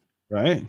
They left their house at dawn every summer morning and didn't come back until nightfall, and survived all day on water from garden hoses. They might get a sandwich on the off chance that somebody's parents had gone shopping, and they went 3/4 of their lives by themselves, with a parent maybe checking on them twice a month. Most of them have evaded at least one kidnapping attempt, and they know 15 different ways to remove bloodstains from clothing. They are the real fuck around and find out people. Goddamn right. And they know how to use their. That too, yeah. Oh my God. Good stuff. Good Real. stuff. Well, this one shows some skin, it looks like. That's a nice loaf you got there. Night, enjoy your ride. My Uber driver just showed up. Forgot where the hell I wanted to go. She's naked. Yes, she is. I don't think she's really an Uber driver. Probably not. I would venture to say, because you know how difficult it is to get a full body like while you're driving. Seriously. Like, that's a crop dude. That's bullshit. I call bullshit. Okay. What do you got? What else you got? I'm I'm calling them how's I sees them. Yeah. Full body pics are important. It lets thirsty guys know that Jamila is actually Jamal. Oh dear. That's just a puffy little pussy. Okay. Dude, hang on. Yeah, it might just be that, or you know. Let's see. You go ahead and check that out. I'll be over here. I mean, I'm willing to find out. I think they make a cream for that lady. The next one is not available anymore. Well, that sucks. Oh, we've got a photo. So what is this group? This one is Sarcoholics. The winner of the blowjob lottery. It's those Siamese twin chicks. If you read the comments on that one, it's epic. Oh, let's look at a few. Jesus, 2 mouths. Homeboy's gonna go crazy hearing all that nagging. Stuff the other will nag during the BJ. So it's a more tragic. It's like a tragic BJ. Right. When hitting it doggy style, he is allowed to pull both their hair and ride them like a chariot.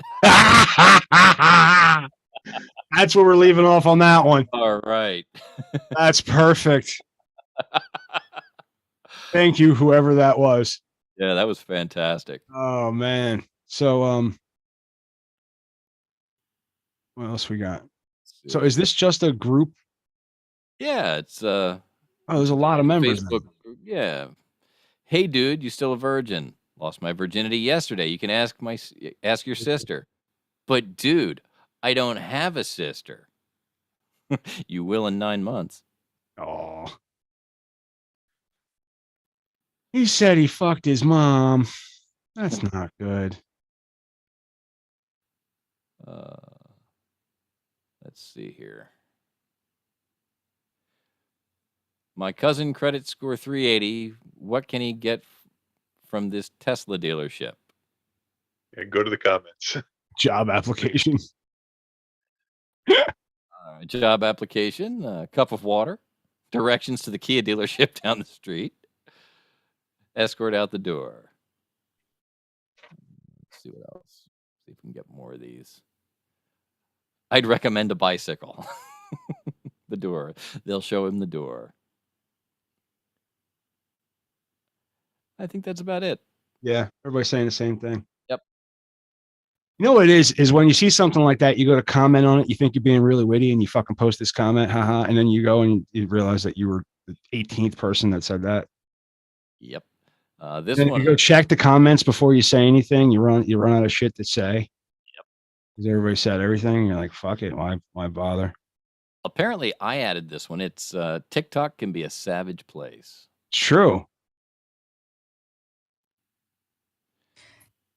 Can we stop duetting videos when we have absolutely nothing to add to them?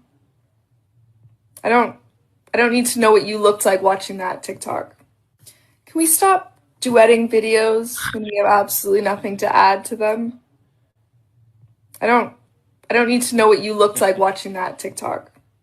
Can we stop duetting videos when we have absolutely nothing to add to them? I don't need to know what you looked like watching that TikTok. Oh, that's fantastic. Can we stop duetting videos when we have absolutely nothing to add to them? They build a whole body. I don't need to know what you looked like watching that TikTok.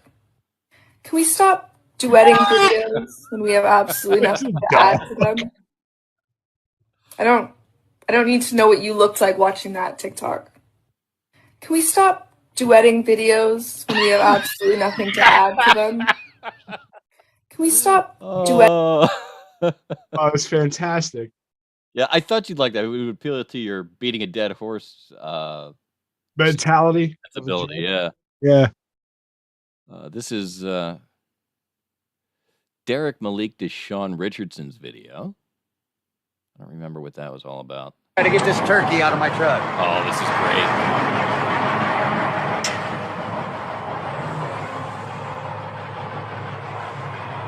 Okay, you got to go, stupid. Come on, go out the same way you came in.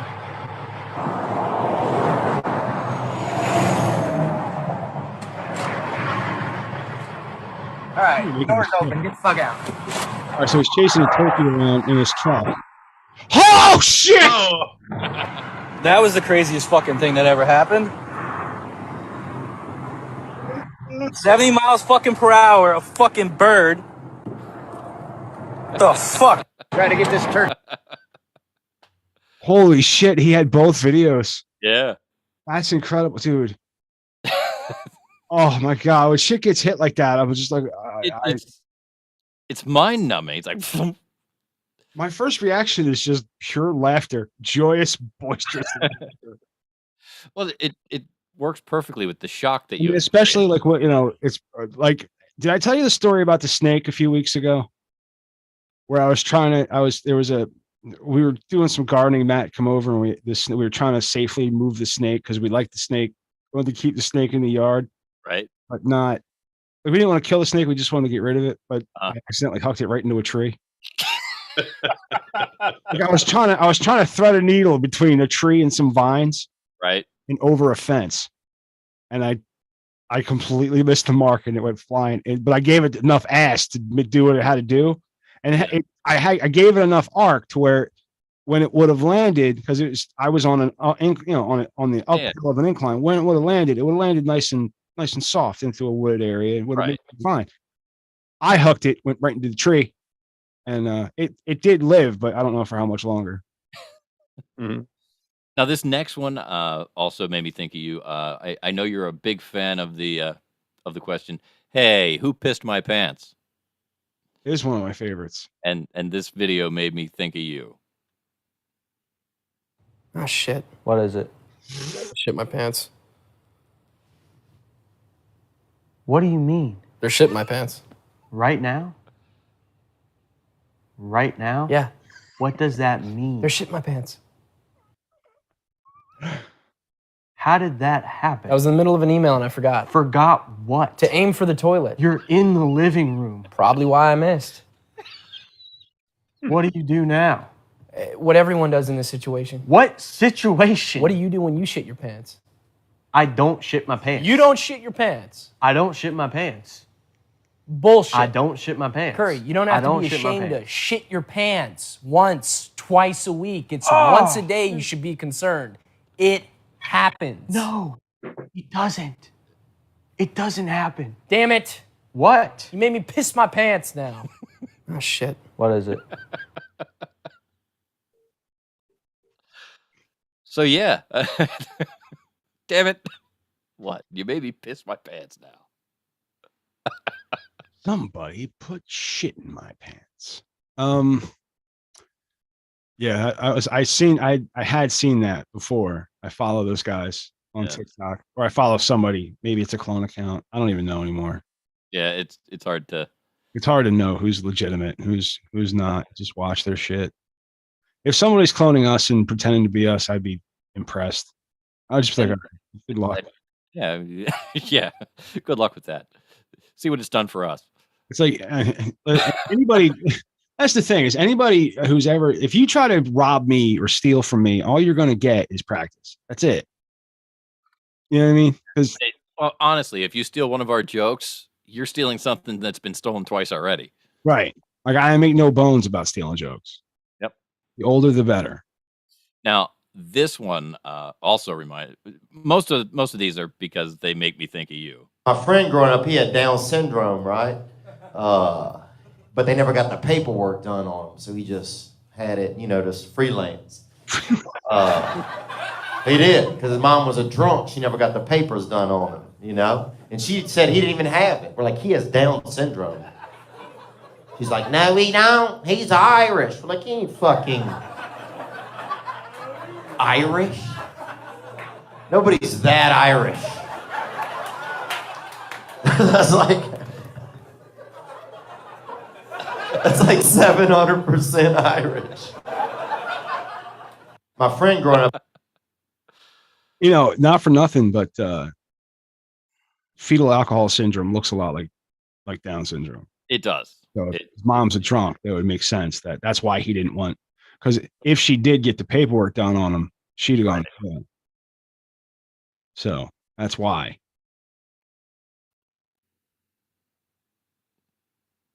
So I just saw this midget walking into the liquor store, and on the back of his shirt he had this big old swastika. And all I could think was, I'm like, man, that's a little racist.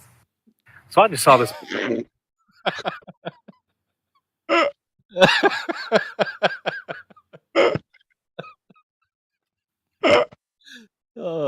Because we like midgets on this show. Everything about that joke is perfect. Everything about that joke is perfect. That reminds me of a good joke, I'll tell you. Go ahead. Let's see. What do you call it? What do you call a movie where illegal alien? Sorry, screwed it up. All right, moving on. This is the 7 a.m. lineup at the toilet.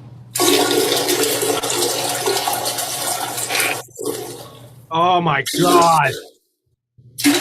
I wish I could get my fucking dog to do this. Oh, I'm afraid of the farts. My dog's afraid of her own farts. Oh yeah, dude. All right, so my dog has pissed the sofa 3 times in the past 2 months. Right. Twice in the past week. Is there a good reason? I don't. Well, we would just let her run around like when we're not home. Oh yeah. But she would never do this. But like she'd always be able to hold her bladder until we got home. And where she's pissing on the couch. Is she mad at somebody? Maybe. I don't know. Maybe she's mad at me from the last time maybe she pissed this time because she was mad at me because I've been withholding attention from because she pissed it the last time. Maybe. But so I what I did was I took the fucking cushion outside, put a tarp down, and just soaked the fucking thing with the hose until it stopped running yellow. And then used detergent and all that fun stuff. And now it's drying out on the porch. But if I could get my dog to piss in the toilet, that would solve all kinds of problems. The only thing is, I'm the type of dude that likes to just leave his underwear where he takes it off. You know what I mean? I don't listen. The bathroom floor, for me, if all my underwear is on the bathroom floor, it's collected. It's right there, right? Where it is, so that when you it's where it is, so I know where it is. I can throw it in a hamper to get it downstairs, right? But I'm not going to waste that work now, right? Right. It's not much more effort to pick up 10 pairs of underwear as it is to pick up one. You know, there were two things that I offered to install for my wife's convenience when I remodeled our bathroom years ago, because we did a major tear out, and it allowed us to have a little bit more room to work with. And because I had walls out, the first thing I said was, how about I hang a urinal here? And it'll make it easier on you cleaning the toilet, because if I'm pissing in the urinal, you won't get splatter. You don't have to deal with all that. You'll basically just have to dust around the toilet because you won't get the splatter. No. It was a big thing. Until I put the wall back together, when it was, a pain in the ass to then pipe it. She's like, as I get the wall sealed up, she's like, you know what? I've been thinking about it. Go ahead and get a urinal. No, the wall's sealed up now. But I also, one of the other things that because the area that opened up is right over the laundry. In fact, literally right over the dryer. I said, why don't you let me put in a laundry chute? I'll build what looks like a hamper, with a lid on it. And you open it up and drop it. But when you drop it, it goes all the way down and collects in a basket below, and it's already down there to do the laundry. No, I don't want that. And now we're still carrying laundry up and down basement steps. My are laundry chutes legal? Yeah. I thought they were against code for some reason, but it's just a hole in the floor. In my parents' house, which I talk about often, I grew up in a very strange situation. All right. And so, I was my dad's second family. His first wife had passed. And knew, all my siblings knew each other as friends before, the advent of my parents. And then me growing up in this house that my father had already raised a family in, it had a strange set of amenities. And my bathroom had a standalone shower and a bathtub, but there was no shower in the tub, and there was never a shower curtain over the tub. Okay. There was shower curtain. So to me, that was a very normal. I grew up with this strange situation, and the bathtub was plumbed like a kitchen sink. There was a stainless steel surface. Right. The faucet came out like this, and it had a sprayer. It had a kitchen sprayer. Okay. Okay. And I just thought everybody had that. Now there was a shower. My dad eventually installed the shower downstairs, but if I spent the night at somebody's house, I always thought their bathrooms were kind of weird because the shower and it was in the same as the tub, right? Which is a very fucking normal thing. Yeah. For most every home I've lived in since, that's how it's been. This is the only situation I've seen, and what it was. So my father had, like I said, I had a brother, and I have a brother and two sisters, and my sisters used to hang my brother down the laundry chute. The shower used to be a laundry chute, and they used to, and if there was enough laundry down there, they would drop him. So my dad had to close up the laundry chute. So when they decided to remodel the bathroom, they decided to do a shower, and then, you can take a bath, and I'll install a sink faucet so that you can rinse yourself off after the bath. Was my father's thought. My father was a genius. He figured out how to do shit. You know what I mean? My father built. There's a room. It's built. We call it the happy room. Okay. It started out as a deck, and then we just built a room on it. We built the room because my dad got 5 sliding glass doors on clearance, real cheap. So they designed this room around 5 glass doors. So there's no real wall in this room. It's all sliding glass doors. Okay. Right, with an arch. Do they all slide the same way? Couldn't fucking probably. You were like, you had this. I wanted to see your brain try to work that one out. Wait, I don't know, but he and so where he wants traffic, a lot of them he just cut a piece of PVC and put it in the track so that it'll never open. Unless you take that out. And it's a great window. There is one but the point is he would just figure out how to, if you wanted something, he'd figure out how to do it. Yeah. Right? So that was the solution, was this single shower. And but it was always such a weird thing for me to see other people's bathrooms Mm-hmm. and have it be like this completely normal. Yeah. For everyone else. It's just that I don't how do we get to this? Laundry chutes.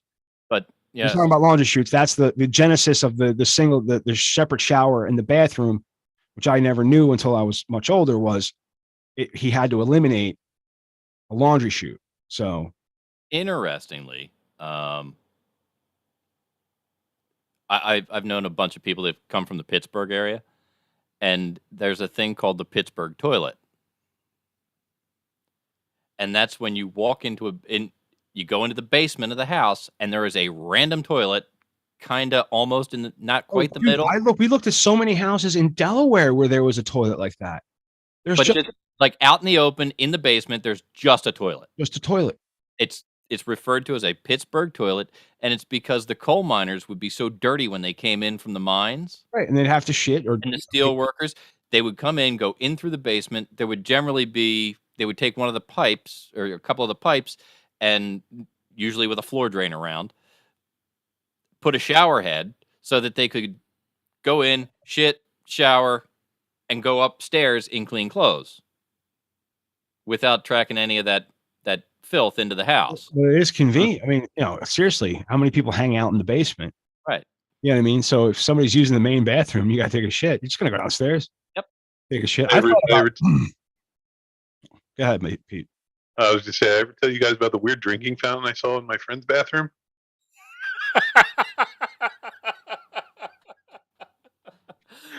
It's right next to the toilet. Right next to the toilet. Oh wow!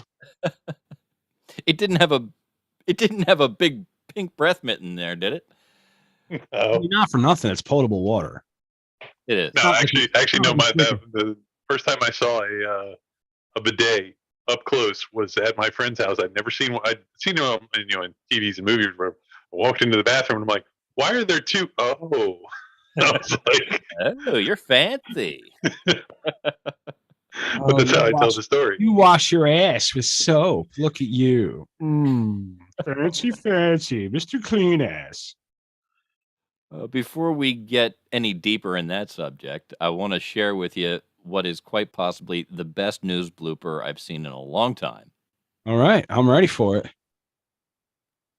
A Boise, Idaho woman is considered a medical miracle. Laura Esterman was struck by lightning nearly a month ago, and she was considered officially dead. Thankfully, CPR from her mom revived her heart, but she laid in a coma for 2 weeks, and then she defied all odds and woke up.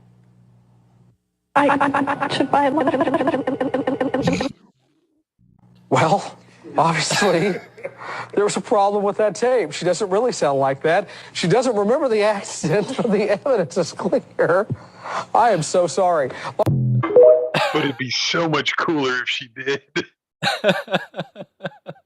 Jesus, that's fucking terrific. I don't know if I could recover from that, man.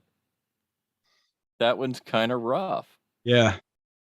I'm going to skip over Judy Lavender, although it's pretty good, but it kind of just parrots the Gen X report that we had from Pete, but it's a chick talking about it. All right. Unless you want to hear that specific. I don't give a shit. This is some Matty Rock Def shit.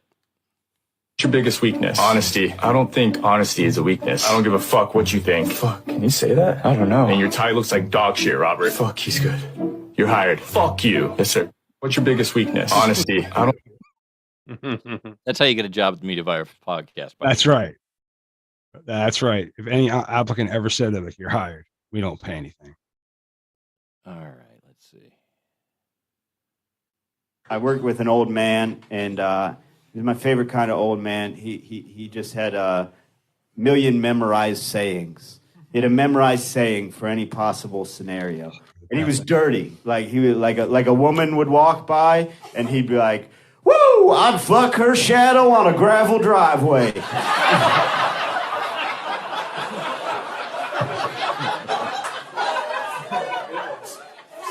Which is like, you're still gonna be fucking rocks, man. I don't know what. One time, this is true. One time he farted and he goes, "Uh-oh, that one is gonna itch when it dries."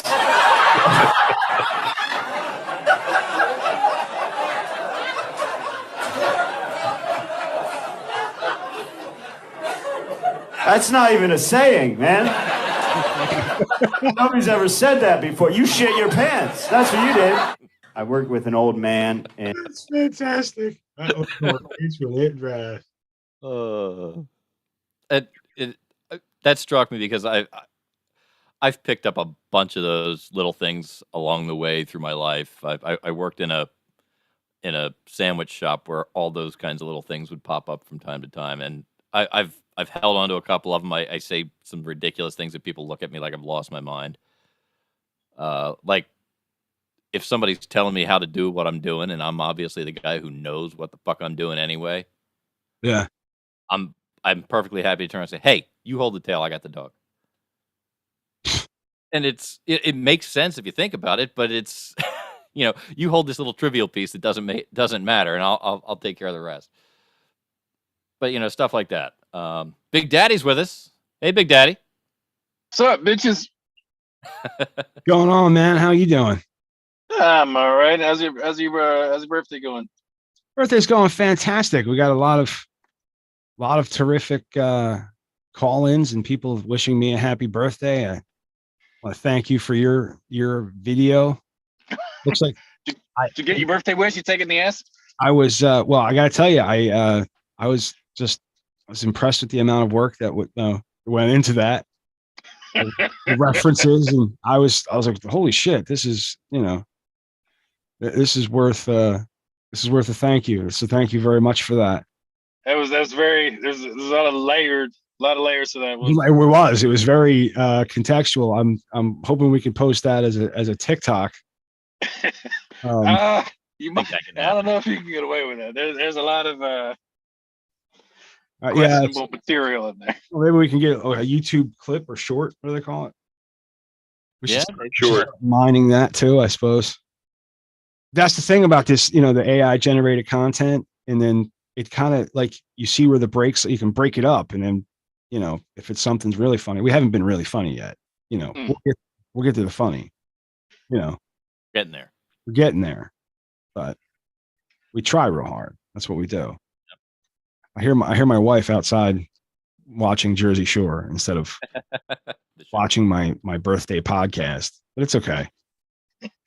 Well, I'm glad you enjoyed my little tribute, though. I adored it. I thought it was terrific. But apparently, there's been an organized effort to. Erica was instrumental in helping out. I included her in the original message I sent out asking for people to either call in or leave a message.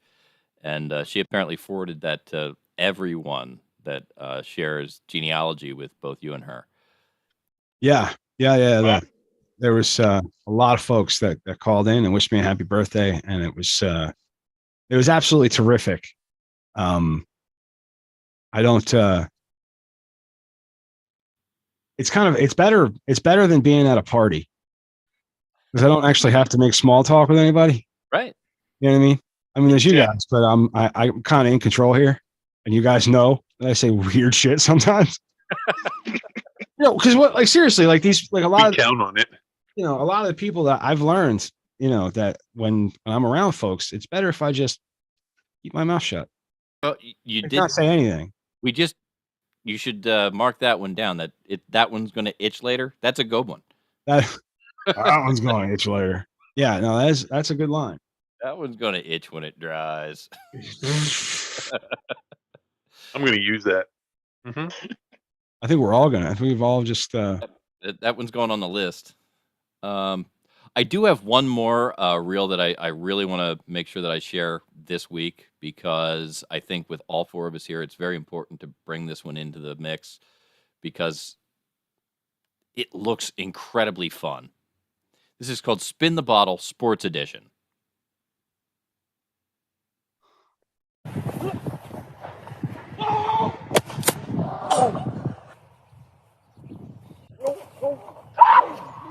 Oh my god! Fuck that. So Wow. whoever the bottle lands on has to pick the gun up and shoot everybody else. Oh my! Lake. And those paintballs don't tickle. No, they hurt. Please hit someone. Yeah. Hey. Get him! Go, go, go, go!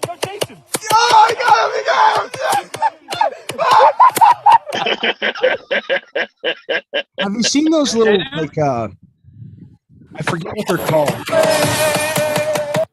but there's one at work that Nerf makes them, and you have to soak the pellets in water. Yeah, those are Orbeez. They're kind of like the Orbeez, Orbeez yeah, guns. but they shoot them out of guns. Yep. And dude, like They put the Orbeez in an airsoft gun, basically.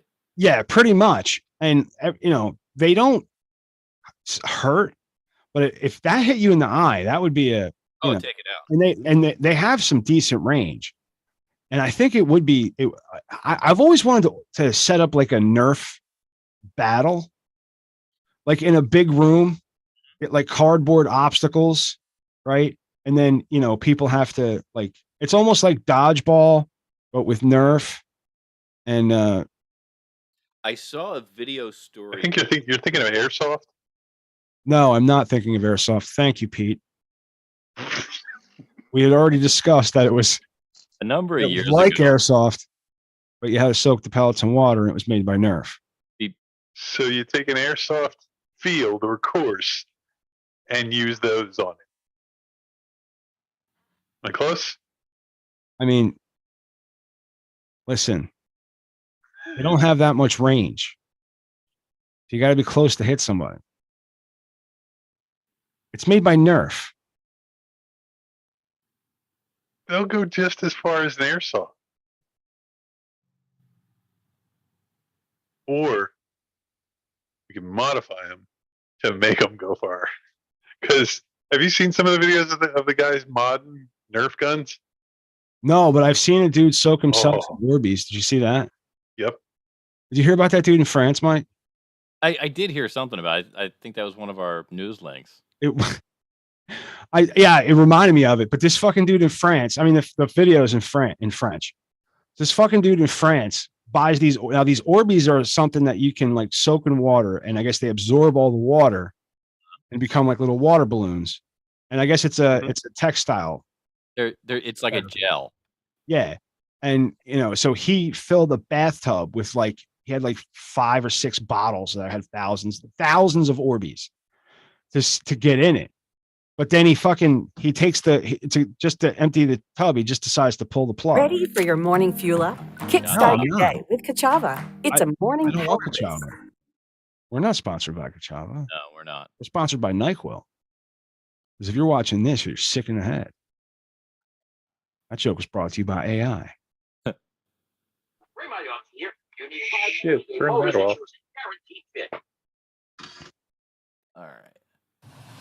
So here's the story Good on. morning, and this has been happening across the country, and now it has landed here in Northern Virginia. We know in many other areas, there have been reports of injuries and teens who've been arrested for this, and now we have been able to document, just based on police reports, that there's been an increase in these splatter gun attacks in Loudoun County. The Orbeez Challenge, named for the popular toy, encourages users to sneak attack unsuspecting people with a gel pellet gun. They're sometimes called splatter guns, too. The pellets are water-filled and supposed to splatter on impact. Peachtree City Police in Georgia wrote on Facebook that people are modifying the pellets to make them more painful. The Volusia County Sheriff's Office in Florida says teens shot at a mom and baby in front of their house. Oh, I saw mom and baby. Who cares? Car leading to a minor crash. Fuck that baby. Police warn that Oh, fuck that car. But by modifying them, what did they just freeze them or something? Like that's what I would do. Violating the law, and they're committing a battery. If the pellet happens to injure the person to the point where it breaks the skin or something like that, you'd be looking at a felony charge. And these are things that don't go away. Could ruin your whole future. Remember that old 80s movie, Gotcha? No. There was a movie. It was called Gotcha, and they were basically playing paintball on a college campus. Like they had these little handguns, but it turns into like some spy story or whatever, and this kid gets mixed up in it because he's playing guy they call the game Gotcha, and it's just paintball. So anyway, he fucked up. He fucked up his plumbing. He fucked up his. Here we go. Fucked up his plumbing. He fucked up his neighbor's plumbing. He screwed up his the whole block. I like how I was like, oh, let me get this idea. I'm an asshole Frenchman. Oui, I have crazy idea.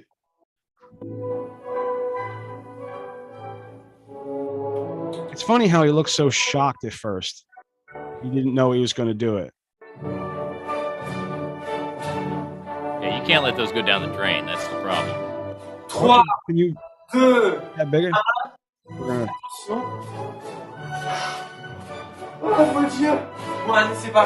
Oh my god, he's so fucking surprised that they did what they were supposed to do.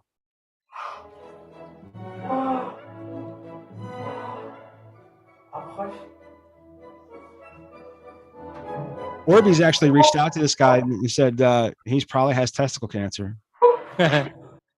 Oh, c'est tellement bien. Attendez, je vais enlever ça comment? I think we could speed this up. And en fait, qu'il fallait que j'appuie sur la tâche pour que ça s'en va. Du coup, je vais essayer ça. Yeah, I feel this toilet. I feel this sink.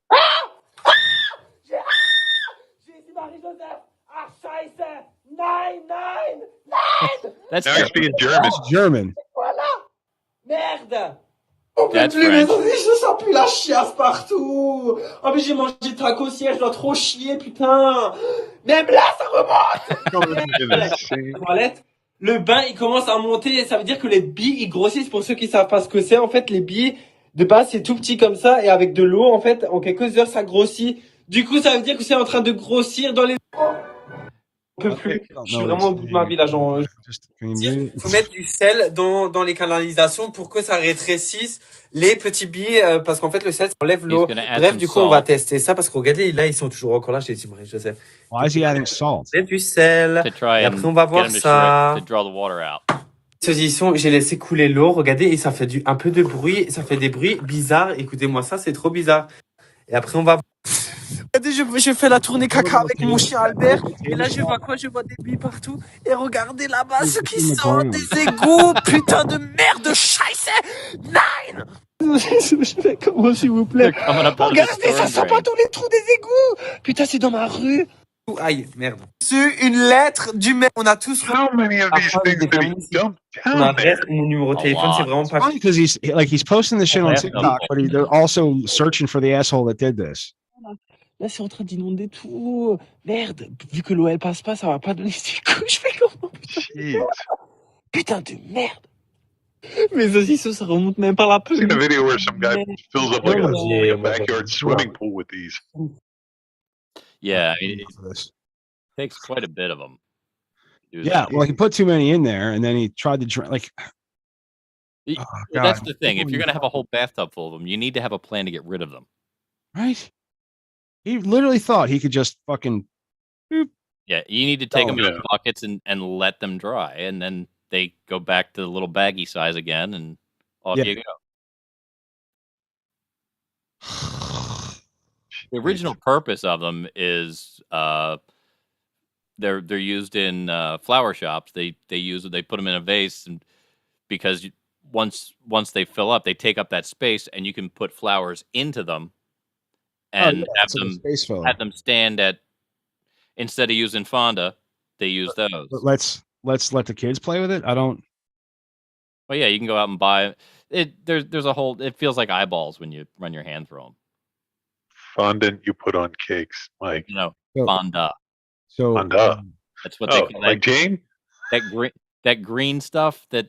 Listen, like, I need to know landscaping foam or whatever you want to call it. How the fuck do you know what a bucket of eyeballs feels like? Long story.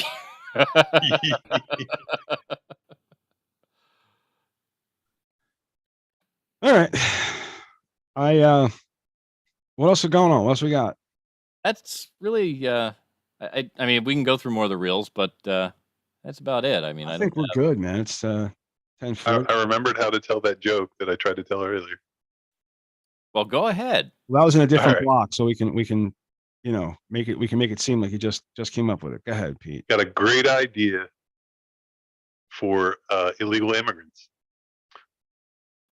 to give them what is it? Civilianship, or whatever. Their green card, whatever. Okay. You have them chase pedophiles. Call it Alien versus Predator.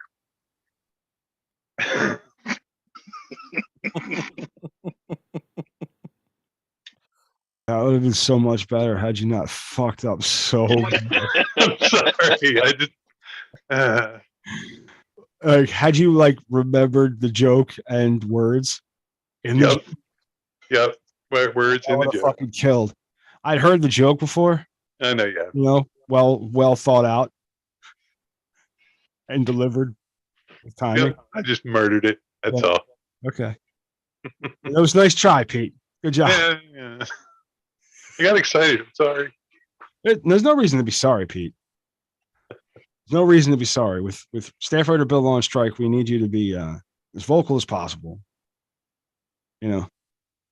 But oh well, yeah, Big Daddy, you got some stuff coming up, right? I do. I've got a next improv shows coming up on what is May 1st, Friday and Saturday of June, I think it is. First Friday and Saturday of June at your the Newark Arts Alliance is going to be Friday's show, Friday, June 2nd, and then June 3rd will be at the Elkton barn off of Bouchelle Road.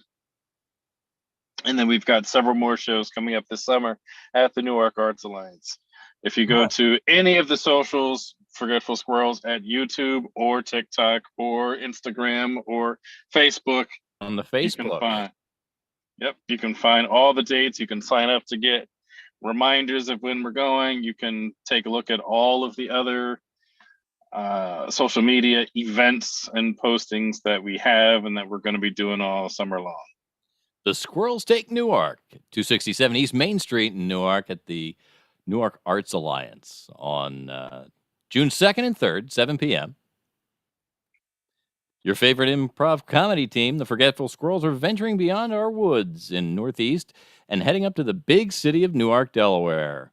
Join us at the Newark Arts Alliance for a fun night of made-up comedy, sketch, and stand-up. You can get tickets online or you can pay cash at the door. I believe it's $10 either way. Well, there you go. Fantastic. Fucking tastic. Come out, have fun, watch me do silly shit. That's right. All right. So what gender? No. What? Hot wheel grinder. Thank you so much. The internet gods have brought us a man on fire at a gender reveal. No, it says grinder attachments. Huh? It says grinder. Dangerous grinder attachments. That's the name of the group that this comes from. Dangerous grinder attachments. Like Grinder, the gay app? No, like Grinder. Hot grinder date. Wow. Why did I think? Scroll down. Because you saw Grinder and immediately thought gender. Wheel grinder. He burned through the tire. Oh, it was a lot funnier when I thought this was a gender reveal. Oh God, I wanted to cause so much chaos with every gender reveal that's I've been a privy to. Mm-hmm. I'm like, can we just set the woods on my house on fire? Like, can we like destroy part of 95? Like, can we blow something up? You know what I mean? What is that? More from Sarcaholics 5. If there were more photos like this, maybe there wouldn't be so many women with low self-esteem. Well, maybe. I don't mind it. All right. I just thanks, man. I thought we were in dangerous grinder attachments. I was just going to show you more of that. Oh. Oh, like an attachment for the tool a grinder. Yes.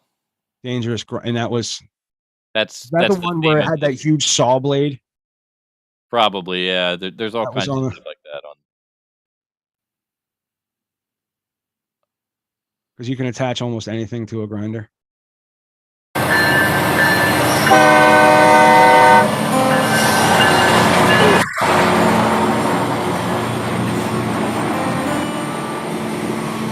That's a train with the brakes on. Yep.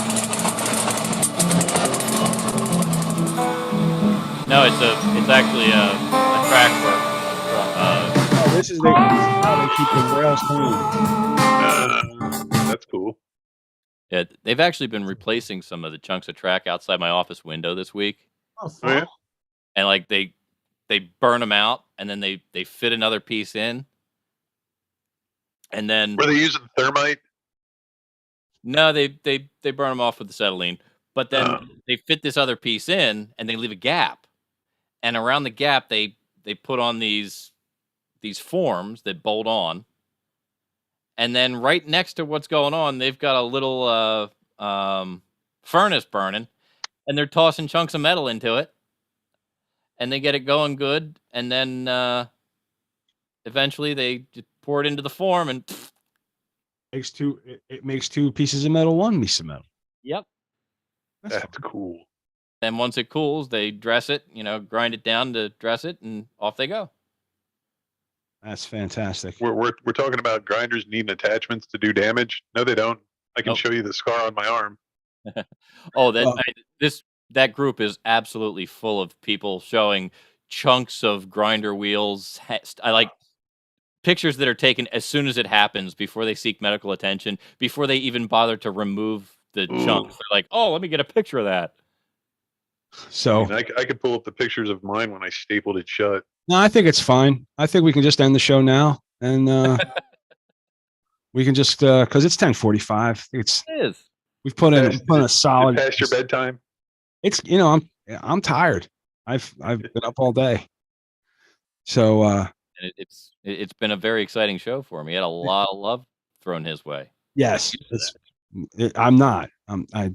But I do appreciate it, and I thank everyone involved with putting that together. It's fantastic. All right. Let's bring it on home, Mike. All right, ladies and gentlemen, this has been the Media Virus Podcast. You can always reach us at 1-646-VIRUS-01. Check us out at themediavirus.com. Don't forget to go check out the Forgetful Squirrels on all the socials.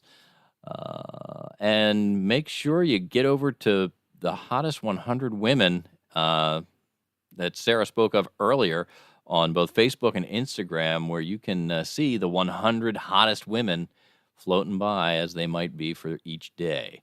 All right. On behalf of Big Daddy, Grease Monkey Pete, and our birthday boy, Matty Rockdeff, I'm Professor Mike Latourus, coming from to you live high atop the Uncle Butch Studios. This has been the Media Virus Podcast, episode 131. We'll be back next week with another one. Have fun. And be good to each other.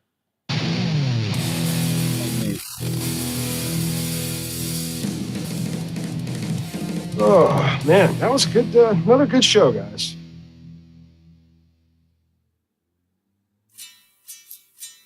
You made it this far, and you haven't been killed by sharks. You haven't stepped on a landmine. You haven't had your body torn apart. Blood is still pumping through the functional valves of your heart. And you're smart and you're alive, and you can sleep and wake up, and don't choke on your food, and don't fall in the shower. You've survived one more year, and we're terribly proud of you. Peanuts can be deadly, and so can a shellfish in a body that chooses to go. If you'd had a seizure, or if you'd had an aneurysm, you could have lost the parts of your brain that would know that I know that in all of these years you didn't let your skin burn off. poison. You didn't lose your lungs to whooping cough. Cells are still dividing to replace any cells that you've lost. And you're smart and you're alive, and you can take your prescriptions as much as you need them, not more than you need them, not so you OD on them.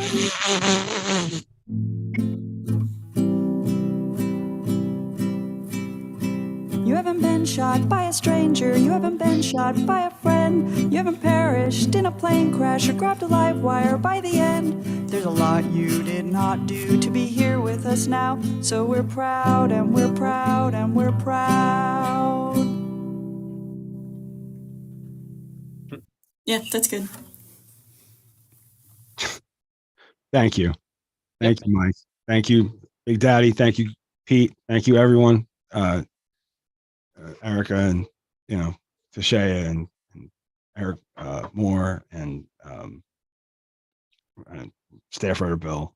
Son of a bitch. What? I'm going to have to take that whole C block down. I had to pull a whole C block down off the video. I forgot to start the recording. Oh, man. Well, that's why we do too. I was so excited that I pulled the first ones off that had all the bits that I pre-produced in them that I blew it. Thank you guys so much. You're welcome, buddy. Happy birthday. Really, thank you. Happy birthday. Thank you. Happy, sir. Do appreciate all of it, guys. Thank you. I can't think of anything except for thank you. I love you guys. Talk to you later.